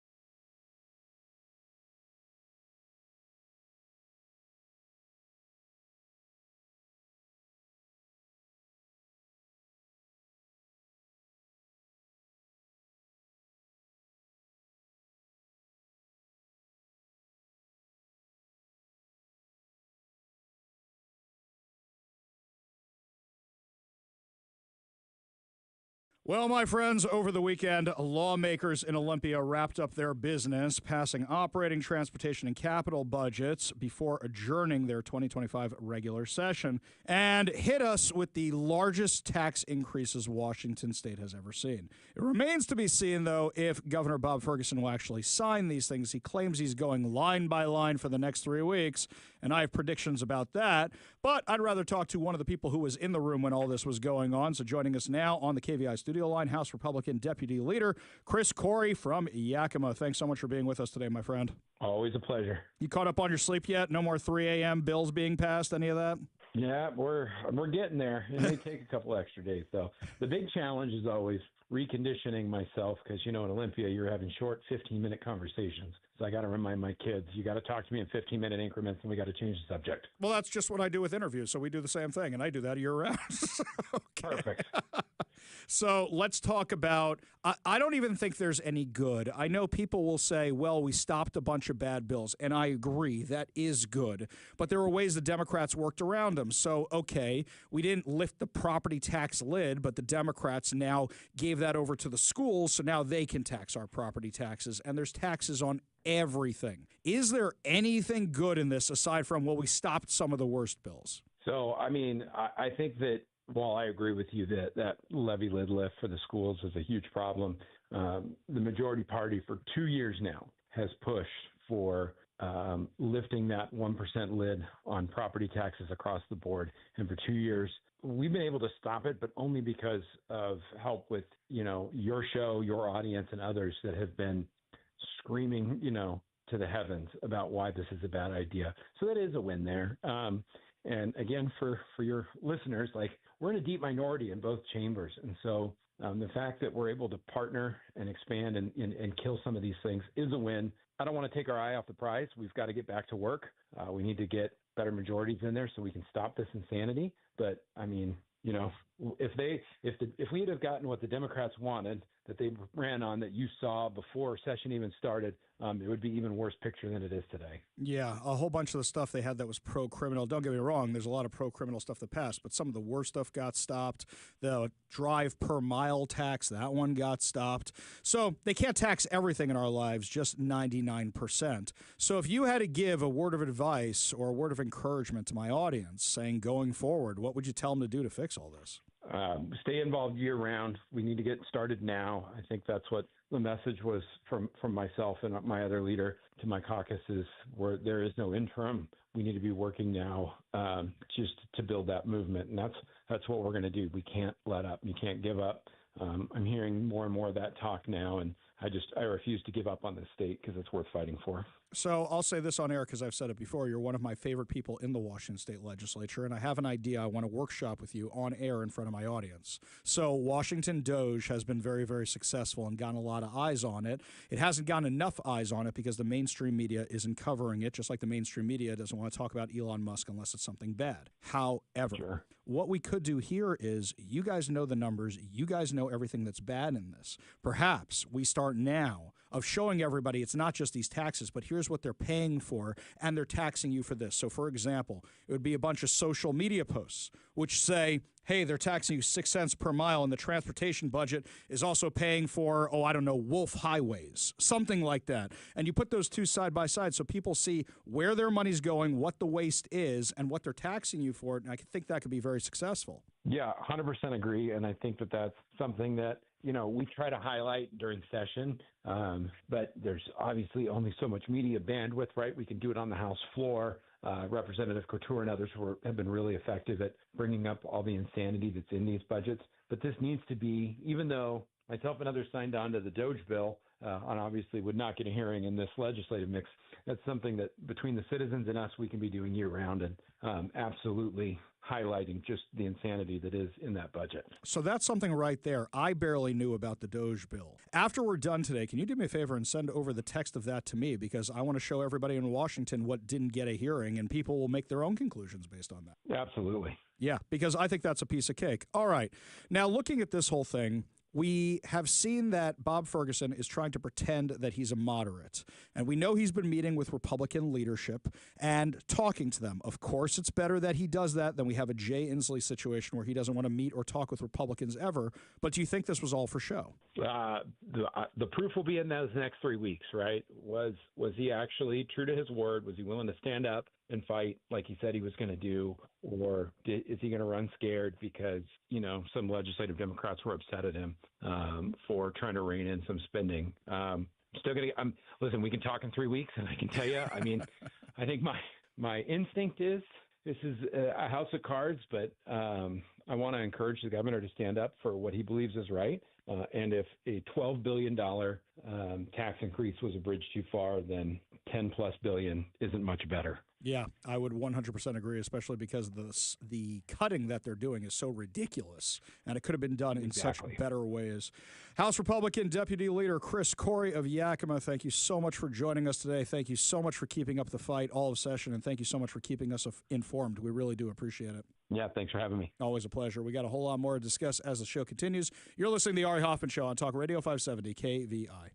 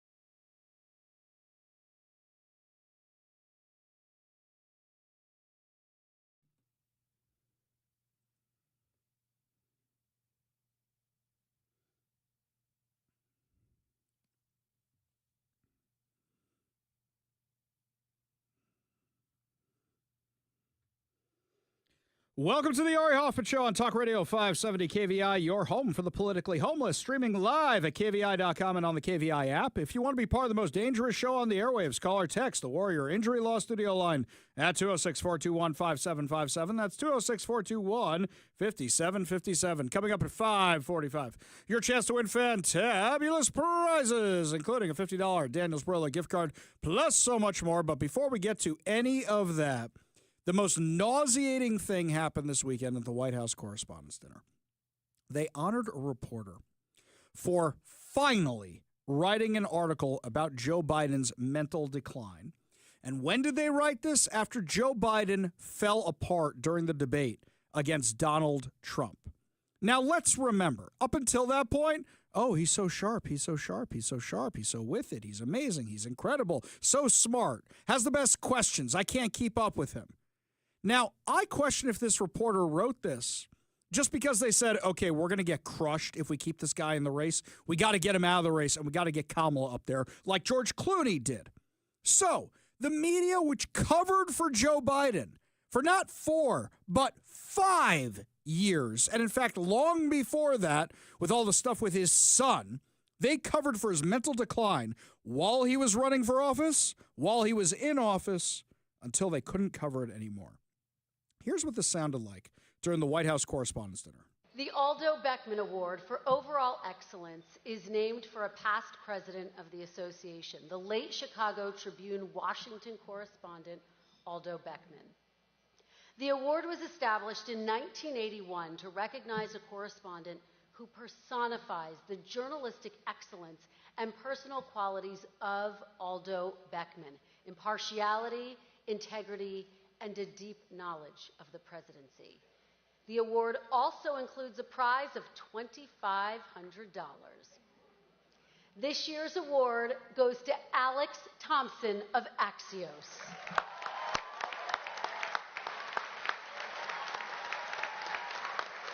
Okay, so here he comes up to the stage to call out the media. The judges said Thompson's aggressive reporting on President Biden, especially leading up to and after the Trump-Biden debate, revealed the president's cognitive decline was impacting his ability to do his job, information the White House tried to conceal. Wait a minute. All of you every person in that room tried to conceal that. And you're giving him an award for this? For all we know, it was politically motivated because he wanted Kamala Harris to take over. Ladies and gentlemen, the White House Correspondents Association is pleased to give the Aldo Beckman Award to Alex Thompson. Let's not forget we're talking about Axios here, not exactly an outlet in my little black book of the right-wing media conspiracy. They're also the ones that get tons of funding from the government itself. Here he comes to get his award, and listen to what he says after he gets it. Take the award, take the picture. Okay. Indulge me, because I have a lot of thank yous. Thank you first to my mom, to my dad, to my stepmom and dad, to my siblings, Austin, Jesse, and Allison, to my nephew Theo. Thank you to Jim Vandehei and Mike Allen, two of the all-time greats of Washington journalism. How come they didn't report on this for 5 years? For building Axios, for hiring me, for having my back the entire way, and for encouraging me to keep digging. Thank you to Cox for investing and believing in the importance of trustworthy journalism. Thank you to Asia Whitaker Moore, Kate Marino, and David Lindsay for your leadership of our newsroom. That's right. Who all said we shouldn't cover this. Thank you to my reporting partners in the Biden beat, the great Hans Nichols. Who didn't call us out. And yes, thank you. And the reigning champion of this award, Barack Ravid. Who didn't call this out. Thank you to Jonathan Swan, a fellow reigning champion of this award. I can't anymore. I can't. It's nauseating. Let's name all the reporters in the room. Let's name all the reporters at Axios who didn't cover this for 5 years. Yeah, afterwards, he went out to call out the mainstream media for not doing this for 4 years and covering it up. But neither did he. Why didn't the rest of them do this? Why'd they wait until the debate? I'm sorry, but you guys have no credibility left whatsoever when you guys ignored that the old man clearly wasn't with it, and you covered with it for years. 4 years. In fact, none of you got curious when you saw him sitting in a fake Oval Office? No, it was set up auditorium style. You guys covered him in a fake Oval Office. Caroline Levitt called this out yesterday. President who was hiding, who actually used this beautiful South Court auditorium, which we're happy to be in today, but he used this like it was a fake Oval Office, weirdly, oddly. He was missing in action. He called lids at 2 o'clock in the afternoon. For those who don't know, a lid is when we tell the press to go home for the night. And he was doing that midday. That is not acceptable around here. I will tell you, we're working very early through the very late hours of the night. And the president's willing to talk to anyone, not just journalists who have really been posing as journalists but are actually left-wing activists. Exactly. Otherwise, they would have actually told the truth. Now that all this stuff with the Biden administration is being exposed, they have no credibility left with the American people. None whatsoever. So these former administration officials are trying their best to get hired and have some credibility. Former Biden National Security Advisor Jake Sullivan, who oversaw the border crisis, the invasion of Ukraine, the October 7th massacre. Here's what he said during an interview over the weekend. I want to ask you big picture before I get to Iran, and that is, you really have kept fairly quiet about the Trump administration, but how would you characterize the first 100 days? Part of the reason that I've stayed quiet is because I didn't want to be a backseat driver. When I was in the seat, I had a lot of backseat drivers. But when you see the cars start careening towards the cliff, you got to say something. And what I've seen in less than 100 days is terrible damage to America's credibility and trust with our friends and allies, and terrible damage to America's appeal in terms of our political system, our markets, and our innovation. And most of all, what I've seen is China reaping the benefits. Oh, give me a break. Give me a break. You got it wrong on Iran. You played footsie with Iran. In fact, you supported paying off Iran not to do terrorism, and guess what they did? Terrorism.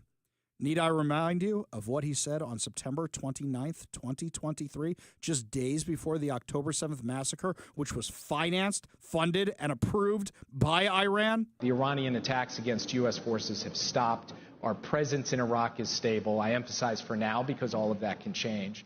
And the Middle East region is quieter today than it has been in 2 decades. He literally said that the week before October 7th, before Israel was facing a 7-front war.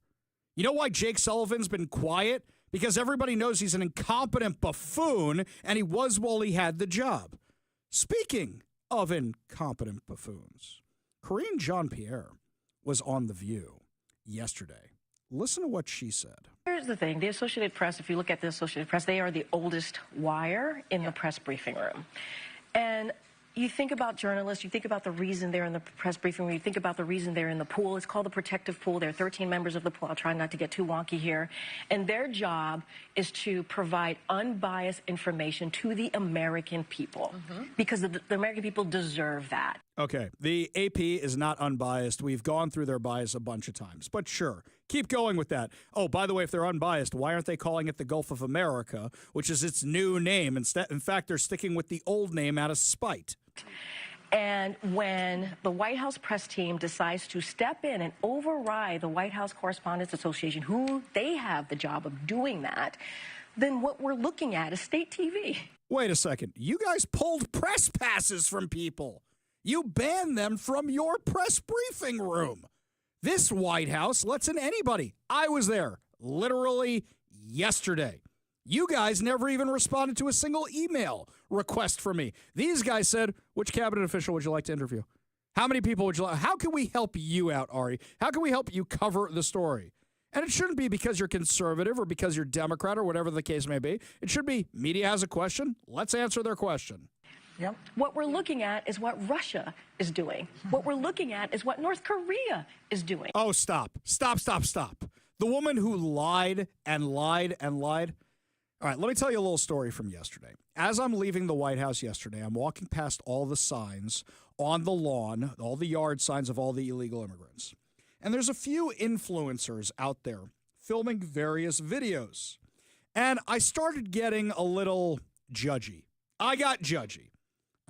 Come on, influencers, really, guys? And I think this is what's annoying the mainstream media, that the influencers are out there, and these journalists have like 7,000 followers, and they can't figure out why these influencers have tens of thousands, hundreds of thousands, millions of influencers.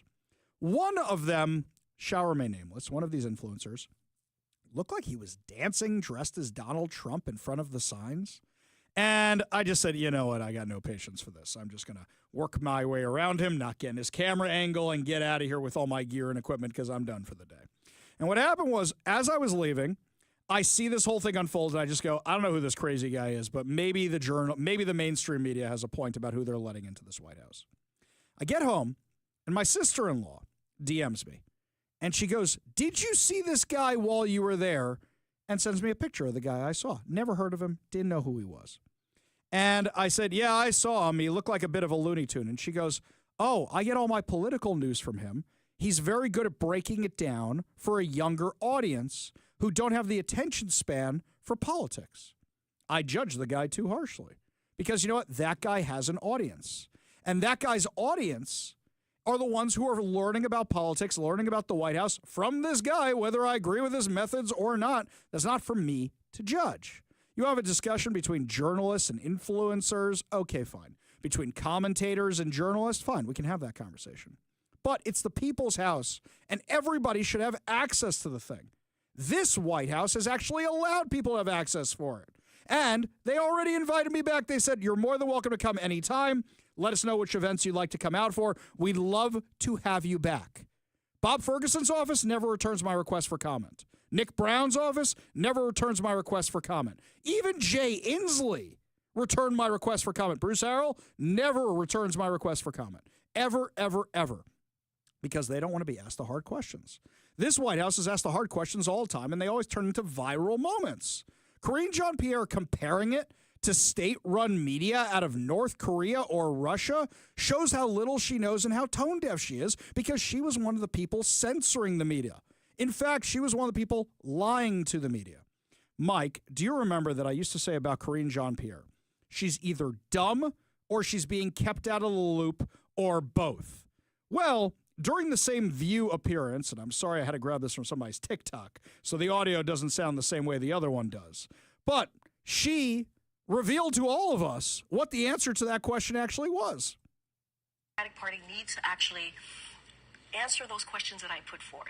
Who are we and what are we fighting? And how do we meet the moment? Press secretary, you were also an assistant to the president, so that meant you were able to interact with the campaign off time. Actually, I could not I had a special kind of role as the press secretary. I did not interact with it. So you had as a commissioned officer. I could not.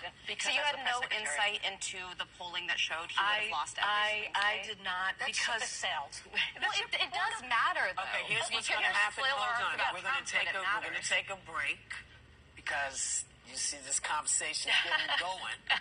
So Whoopi Goldberg sends the show to break because what has Karine Jean-Pierre just revealed on The View? And I can't believe how little traction this thing got. She just revealed on The View that she didn't talk to Joe Biden. Hang on a second. We have montages of her saying how spry he is, how with it is. She wasn't allowed to talk to him. She didn't interact with him. She just read what she was told.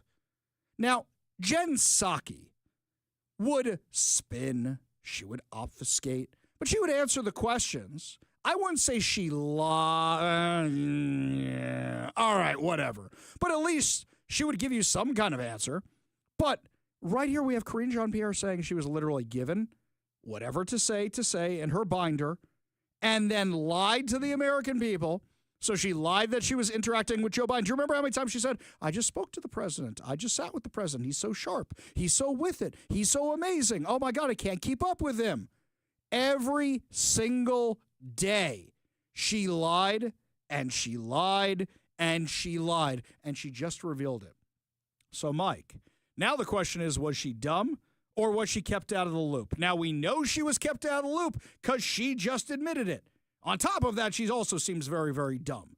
I'm kind of curious what you think. 206-421-5757. That's 206-421-5757. And incompetent people are dangerous. By covering up for Joe Biden for as long as they did, 10 million illegal immigrants got in this country, and how many thousands of Americans paid the price because of their crimes? How many hundreds of thousands from the fentanyl? How many people were killed by these gang members? Here's Tom Hoffman talking about the success at the border and why he's so passionate about it. Remember, we had over 2 million known gotaways under Joe Biden. 2 million people paid more to get away. You pay the cartels a lesser amount of money just to get to the border. The cartel's job ends at the border, right? See a green uniform and turn yourself in. You get released in 24 hours. You get a free airline ticket to the city of your choice. You get a free hotel room. You get 3 meals a day. You get free medical care. And you get work authorization after about 90 days, exactly the reason they came. Why did 2 million people pay more not to get all that getaway, right? Because they didn't want to be vetted. They didn't want to be fingerprinted. And that scares the hell out of me, scared the hell out of everybody. How many of them came from a country sponsoring terror? We arrested 400. Obviously, they were morons because terrorists, they get trained how to evade law enforcement. How many of that 2 million were carrying fentanyl or sex trafficking women and children or from a terrorist-related country? What Joe Biden did was the biggest national security vulnerability this nation's ever seen. And they were so desperate to cover for it. They were so desperate to let it continue. Karine Jean-Pierre would have been a hero if she'd come out there and said, look, guys, I don't know what kind of condition the president's in. I'm not going to lie for them anymore. They hand me a sheet every single day. What you saw on TV is what you saw on TV. Or she could have just resigned, and people would have had some respect for her, knowing why she resigned without her even having to admit it. But Tom Hoffman is so competent at his job, we've sealed the border. We're deporting all these illegal immigrants. Can you name anybody in the Biden administration who was competent? Look, there's 2 people I don't like in the Trump administration, Peter Navarro, Steve Witkoff. Those are 2 people I don't like in the Trump administration.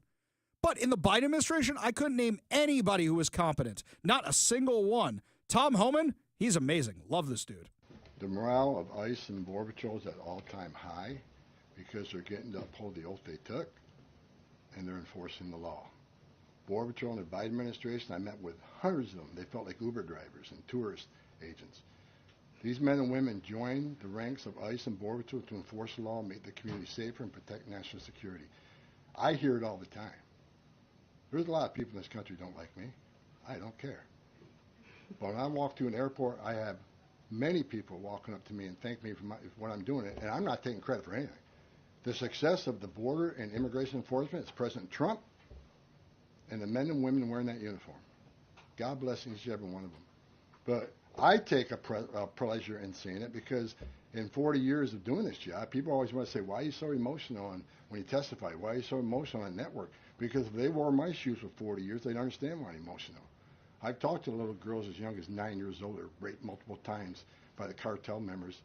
And when you get to your knees and you talk to that little girl and everything innocent and pure has been ripped from her, when you listen to the Lake and Riley, 17 minutes, that young lady fighting for her life, don't just think, okay, a young woman died. Think of how she died, the terror that she went through, and these children that are sexually assaulted. I stood in the back of a tractor trailer and 19 dead people at my feet that baked to death. Illegal immigration is not a victimless crime. And so every sick person we take off the streets, especially child rapists, it makes this country much safer. Every illegal alien we arrest, public safety threat, one at a time, makes this country safer. The Biden administration didn't only cause this mess, they didn't care.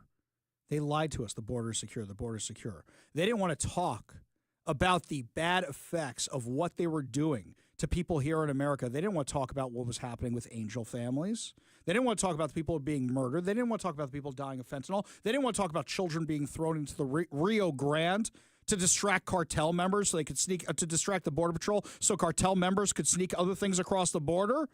They didn't want to do that. Karine Jean-Pierre didn't even know what condition Joe Biden was in. For all she knows, he could have been down in the bunker like in the movie Dave, hooked up to ventilator machines, and it could have been a double wandering around.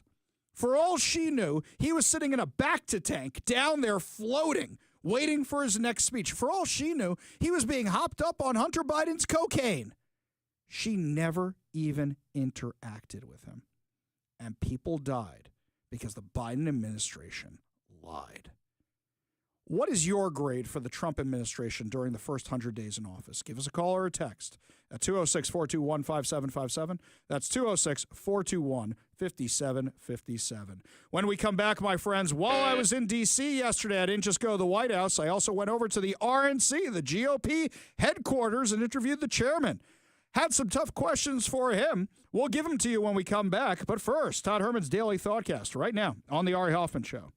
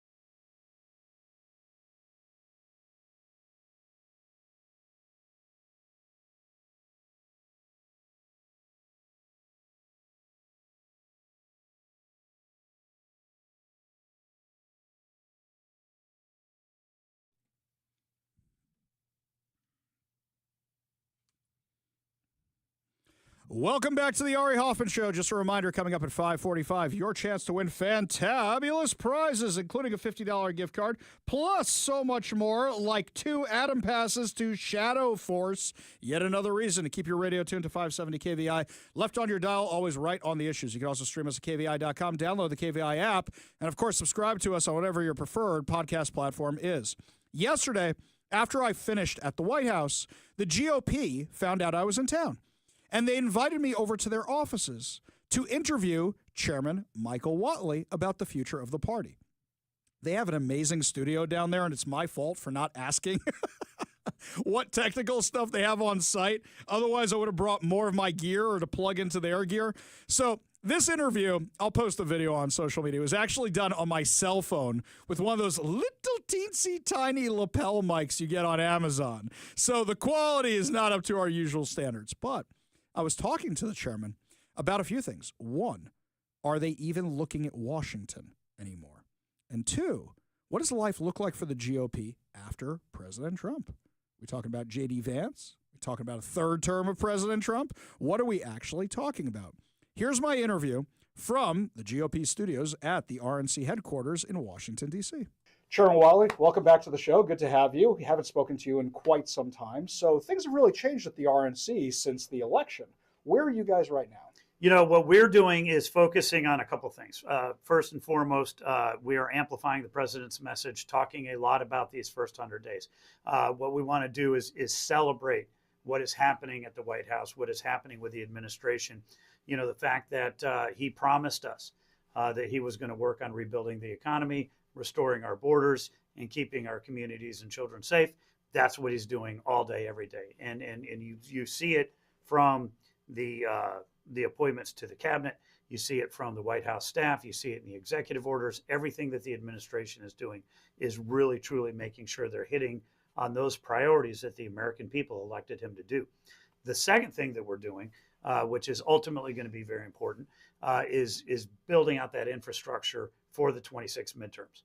You know, the ultimate question in the 26 midterms is President Trump going to have 2 years or 4 years to work with Congress and make sure that we're getting his agenda enacted. And we saw in 2018 when Republicans lost the House that really truly took a lot out of the president's agenda and the ability to get that done. We can't go through that again. So we're building right now on the election integrity front, building out the infrastructure on communications and fundraising and digital and data, so that next year we're going to be in a great position to expand the majority in the House and make sure we hold the Senate. So from the last election in 2024, we saw there were places in play that we didn't expect to be in play, and we saw that we had wins in places we didn't expect to have wins. What are we looking at this time? Are there a lot of places in play? Are we back to the normal map? What direction is it going in? Things could change a lot before then. Sure. The map is starting to kind of come into picture, you know, and getting a little bit of clarity on it. You know, we know that North Carolina and Georgia are going to be the two biggest, most expensive Senate races, right? So we've got a great opportunity for Republicans to pick up the seat in Georgia. We've got a really tough hold in North Carolina because those are traditional battleground states. They're always 50-50. You know, President Trump won North Carolina by 3. He won Georgia by 2.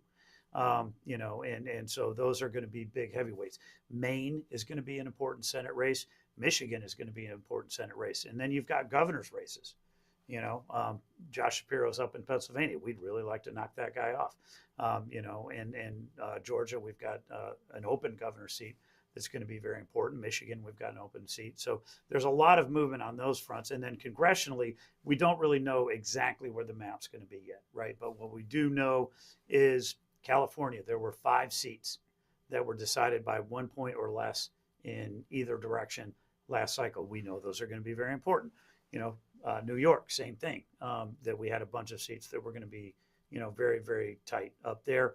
And so, you know, when you think there are 13 congressional districts around the country, President Trump carried the district, but a Democrat sits in a seat. There are 3 that were the flip of that, where Kamala Harris won the district and Republicans sit in a seat. So those 16 districts are going to be on the map, no question about it. There are also going to be states and districts that we're not tracking today that are going to come into focus based on who retires, based on, you know, what candidates get in the race. And we're going to have to make sure that we're evaluating those continuously, which is why building the infrastructure now so that we have the flexibility to go into any district or state later is going to be so important for us. Well, speaking of the infrastructure, the stuff you guys did on social media with RNC research was very, very effective. That stuff was great. It looks like the Trump administration is kind of doing the exact same thing you guys did before. Looking at the map from the last election, is the entire country moved to the right, with the exception of Washington State? Is there any poachable seat from Washington State, any ray of sunshine at Washington State we're looking at? You know, look, we would love to say yes, right? But we just don't know today, right? And it really is, you know, there's one district there that was, you know, considered a purple state, or district, a gettable district. We weren't able to pick it off. Hopefully we'll be able to pick it up. But again, you know, when you talk about battlegrounds, you know, you really have to have three things, right? You've got to have a great candidate run a great race. You can't win without it. You know, you've got to get out the vote. You've got to protect the ballot. And when it comes to that great candidate running a great race, it really is going to be understanding the issues that your voters care about, putting solutions on the table, and then aggressively going out and having that conversation with the voters all day, every day. You know, and what's so important about the congressional races is that a candidate that can win in Washington is not the same as a candidate that can win in Georgia, that could win in Oklahoma, that could win in Florida. You know, we're going to have to tailor those approaches to the concerns that the voters have in any given district. So that's why we kind of look at, you know, are there opportunities, you know, in Oregon, in California, in Washington? You know, I emphatically say yes, right? Well, we got to get the right candidate into that race and make sure that they have the resources to be able to go out there and you know, turn out the vote and protect the ballot. So in the last election, we also saw that that grassroots volunteers, people like Scott Pressler, people like Charlie Kirk, even though I don't know if we even consider him grassroots anymore, but I would say that we do, figured out how to win with the ballot harvesting. Is that something the GOP is looking at, and how to do that in other states as well? It is. Look, we drive the grassroots train, and it's very good that we have other groups that are out there. In the last election cycle, for the first time ever, we were actually allowed to coordinate with them because we got a new order from the Federal Elections Commission that said we could actually, you know, coordinate with them, because traditionally we would go do our thing, and that is the biggest percentage of the grassroots field that's out there, hundreds of thousands of volunteers that we recruit and we train and we put in the field, and other groups would go do their thing, but we couldn't communicate with each other. Now, all of a sudden, we can coordinate with them on the grassroots, and that's really tremendously important because it's our data operations that provide everybody with a list of which doors do you actually want to talk to, where do you want to go, who do you want to call on the phone, what do those conversations look like. So, you know, having those other groups in the field is very complimentary, and we work all day, you know, to make sure that they know what we're doing, we know what they're doing, and that way we're able to maximize the efforts of the entire ecosystem. Now, my last question, I'm asking you to look into a crystal ball, and you may not have the answer, and that's perfectly fair. But in 2020, at the end of 2028, we need to look for a new candidate. How do you get MAGA to stay with the RNC, given the coalition that's been built for the last election? There's a lot of Democrats in there. There's some people who voted for Bernie Sanders in there. How do you say to them, okay, this is what the RNC is. The RNC is whatever it is. How do you get those people to stay? On a macro level, my biggest challenge going into 26 and 28 right now at the RNC is to figure out how do we turn Trump voters into Republican voters, right? Obviously, there's a lot of crossover, but there's also a lot of folks that don't. You know, and when you think about the perfect example of this is the Senate race in Michigan, the Senate race in Wisconsin, the Senate race in Arizona, the Senate race in Nevada last cycle. Donald Trump won all of those states very, very narrowly, and we lost all those Senate races because there were a consistent band of people that voted for the president but did not go down ticket. Sure. Right. And so we've got to make sure that we get everybody to vote all the way down the ticket. And we've got to make sure that we don't have ticket splitters on there, right? And the way that we're going to be able to do that, the only way that we're going to be able to do that is to make sure that every candidate focuses the way that Donald Trump did in terms of saying, I understand the voters. I understand their issues, and we're going to talk about it. Only President Trump went into downtown Milwaukee, downtown Detroit, downtown Philadelphia, downtown New York, went to the Bronx, went to downtown Atlanta. He went into every single major metropolitan area and had conversations directly with them. He was the only candidate that went on all of those podcasts, you know, that did all of the social media aspects and appealed directly to Black voters, Hispanic voters, Asian American voters, young voters, right? And that's why we saw 10, 15, 20-point shifts in every one of those groups towards him, right? So Anybody who wants to run in that lane, who's going to want to take on that MAGA mantle, is going to have to understand the needs of those voters. And what I love about Donald Trump and where we are as a Republican Party today is he has completely remade the Republican Party. We are now the party of the working class. Mm-hmm. We are a party that is going to go in and communicate and compete in every community for every single voter. We're the ones of common sense. We are the common sense party. He ran a common sense campaign. Look at the agenda that we ran on versus the Democrats. Right now, the Democrats are hard refusing to acknowledge why they lost this election cycle. That they want to campaign as a party of open borders, inflationary spending, boys and girls sports, men and women's locker room, woke ideology, and a weak America. The American voters do not want that. We're seeing 70, 75, 80% approval on every one of these issues that the president campaigned on and is now governing with. And the Democrats are reflexively picking the side with 20% or 25% support and doubling down on stupid. And so, we need to keep our eye on the ball. There are obviously going to be shifts over the next 18 months in terms of what's going to matter on a day-to-day basis for those voters. And as long as we're paying attention to that and we're talking to those voters, then we have that opportunity to turn those Trump voters into Republican voters. Chairman Wally, I really appreciate you taking the time to talk to us. Appreciate you lending us the studio today. It's a beautiful space. Thank you so much for joining us today. Well, it's great to have you here, and really great to join you, and appreciate you and your listeners. Appreciate all your hard work. Thank you so much, sir. I just want to remind everybody, by the way, they heard I was in town and reached out to me. They want to have the conversations, unlike the Democrats who don't even want to return emails. So let me know what you think of that interview. Give us a call or a text at 206-421-5757. That's 206-421-5757. Let us know what you think of Trump's first 100 days in office. How would you grade it? And when we come back, we'll get to your text and your emails. And did President Trump just cost conservatives the election in Canada? We'll discuss when we come back. You're listening to The Ari Hoffman Show on Talk Radio 570 KVI.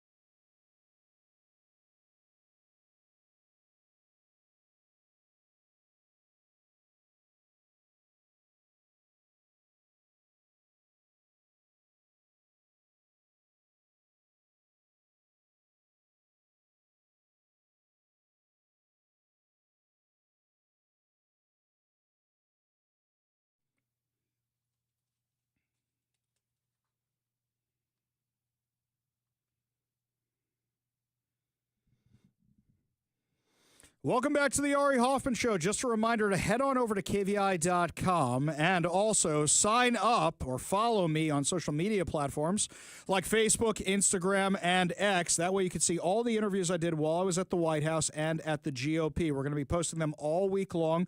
Follow me on X at the Hofffather, Ari Hoffman Official on Facebook and Instagram. We go to the Warrior Injury Law studio line. Take a call from Dan and Graham. Dan, what's up? Well, my question is, why can't we just go we got the ICE going into everywhere else. Why can't we just go into the jails and remove those people out of there and send them back to their country? Well, the problem is that if they don't cooperate with us, are we breaking into the jails in order to get these guys out of there? That's kind of Shawshanky, only in reverse, right?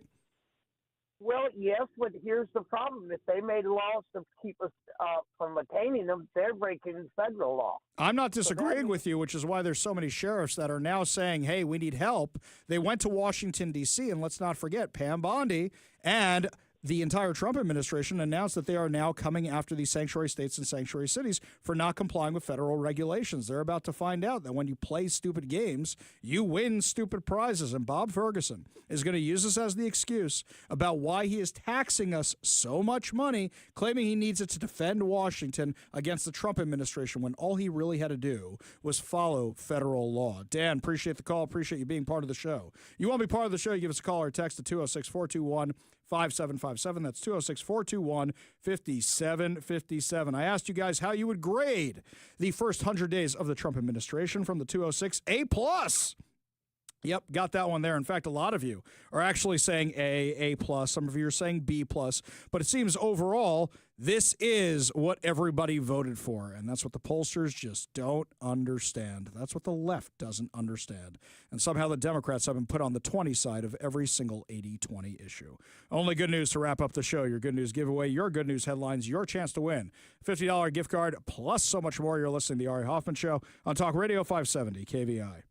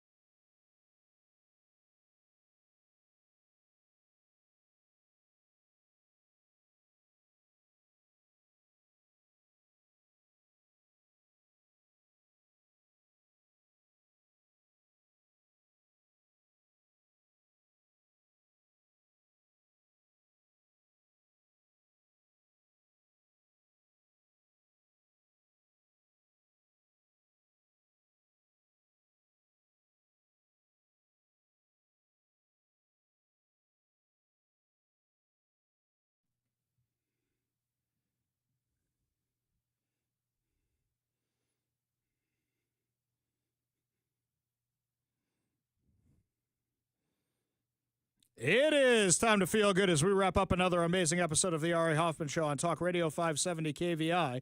And before we get to our good news giveaway or our good news headlines, I think walking on sunshine, I just came from Washington, D.C., where it was 75 degrees and gorgeous while I was there. And then I come back to the rainy mist. I'm so excited for the spring, the real spring and summer here in Washington, but it was so beautiful in D.C. I will say there was the smell of, shall we just call it fertilizer in the air, because clearly they're cleaning up Washington, D.C. in certain parts of it, and they're resodding a lot of stuff and getting ready for the season. But it was really, really nice, and our nation's capital is looking very nice. It really is. They're cleaning it up nicely. The last time I was there, it looked awful. So it really is becoming that beacon, that shining beacon, and that amazing, absolutely amazing home field advantage, which it was built to be by the city planners. So just recognizing that and how much nicer a city can be, even if it looks horrible, we can do that to Seattle too, my friends. We just got to vote the right way. Now, Mike and I have noticed this is going on in Universal Studios Orlando. So if you happen to be heading there in the next few days, or you're one of the people who listens to us down in Florida, they're having Fan Fest nights. Now, each night for the next week is different themes of different things in pop culture. So, for example, they have a Star Trek night, and they have the Enterprise D there, a replica creation of the Enterprise D bridge you can walk on, and other parts of the set, and they have Star Trek-themed dishes. I mean, for a Star Trek nerd like me, I'd go bonkers crazy over it. They have a Back to the Future theme night. They have the courthouse square set up. They have characters walking around. Doc is there, busy jumping around, all excited when the DeLorean goes by. And they have 1950s themed food, Dungeons and Dragons, Harry Potter, Super Nintendo. They have all these themed nights, and they look incredible. I'm looking at the videos having severe FOMO, going, I really want to go. Now, I knew about this months ago, and I was seriously considering going down there to participate in all this. My brother sent me a message, and ever since he sent me that message, by the way, I've been spammed nonstop with these ads, but it looks like a lot of fun. I mean, this looks like something you really want to participate in. Well, think of the sliding doors version, though, Ari. Had you gone down to enjoy that, you wouldn't have been able to go to Washington, D.C. to celebrate President Trump's second 100 days in office. Exactly. So I went to political Universal Studios instead. Not to say it's a studio, but a political amusement park instead. Yes, the studio was with the Biden administration, where you had that fake White House. Before I forget, your chance to win fantabulous prizes. Today we're giving away a $50 Daniel's Broiler gift card. Daniel's Broiler has been a Seattle favorite since 1980. Features USDA prime steak and other specialties, including chicken and fresh seafood, as well as a selection of high-end spirits, wine, and cocktails. Daniel's Broiler is open now in Bellevue, downtown Seattle, Leschi, and South Lake Union, with dine-in, takeout, and delivery. Check out danielsbroiler.com to reserve a table, place your takeout, delivery order, and more. We're also giving away a copy of 7 Steps to Successful Retirement by Brian Evans of Madrona Financial and CPAs, and a bonus of the Little Red Book of Retirement. Learn how to design your retirement to support your quality of life for 30-plus years from Brian Evans of Madrona Financial and CPAs, a local company working to help you grow deep financial roots so that future financial storms don't blow your life savings away. Visit madronafinancial.com for more information and discover how you can create a rooted wealth plan today. Last but certainly not least, we're giving away 4 Atom passes to Shadow Force. Kira and Isaac were once leaders in the multinational special forces group Shadow Force. After breaking protocol by falling in love and starting a family, they find themselves with bounties on their heads. With the vengeful Shadow Force relentlessly pursuing them, their personal battle rapidly escalated into a full-fledged war. See Shadow Force in theaters May 9th. And watch the trailer now at youtube.com. That's youtube.com. All you have to do in order to win these fantabulous prizes is be caller number 10 at 206-421-5757. That's 206-421-5757. Caller number 10 will win a $50 Daniel's Broiler gift card, a copy of 7 Steps to Successful Retirement by Brian Evans of Madrona Financial and CPAs, a bonus of the Little Red Book of Retirement, and 2 Atom passes to Shadow Force. Phone lines are open now. Give Mike a call for your chance to win at 206-421-5757. That's 206-421-5757. One more D.C. story before we're done for the day is I got to go to a kosher restaurant in D.C. last night called Char Bar. Oh, that place is a great kosher-style deli. And while I was there, I got to have dinner with my friend Dan O'Donnell, who does what I do. We've had him on the show from time to time. He does it out in Milwaukee, Wisconsin. Yet another bonus of going to hang out at the White House. You get to see friends and have kosher food, which was just fantastic. Had a great, great time. Well, my friends, that's going to wrap it up for us today. But when we come back tomorrow, more exciting stories from D.C.'s, more interviews from the White House, and, of course, more giveaways. You've been listening to the Ari Hoffman Show on Talk Radio 570 KVI.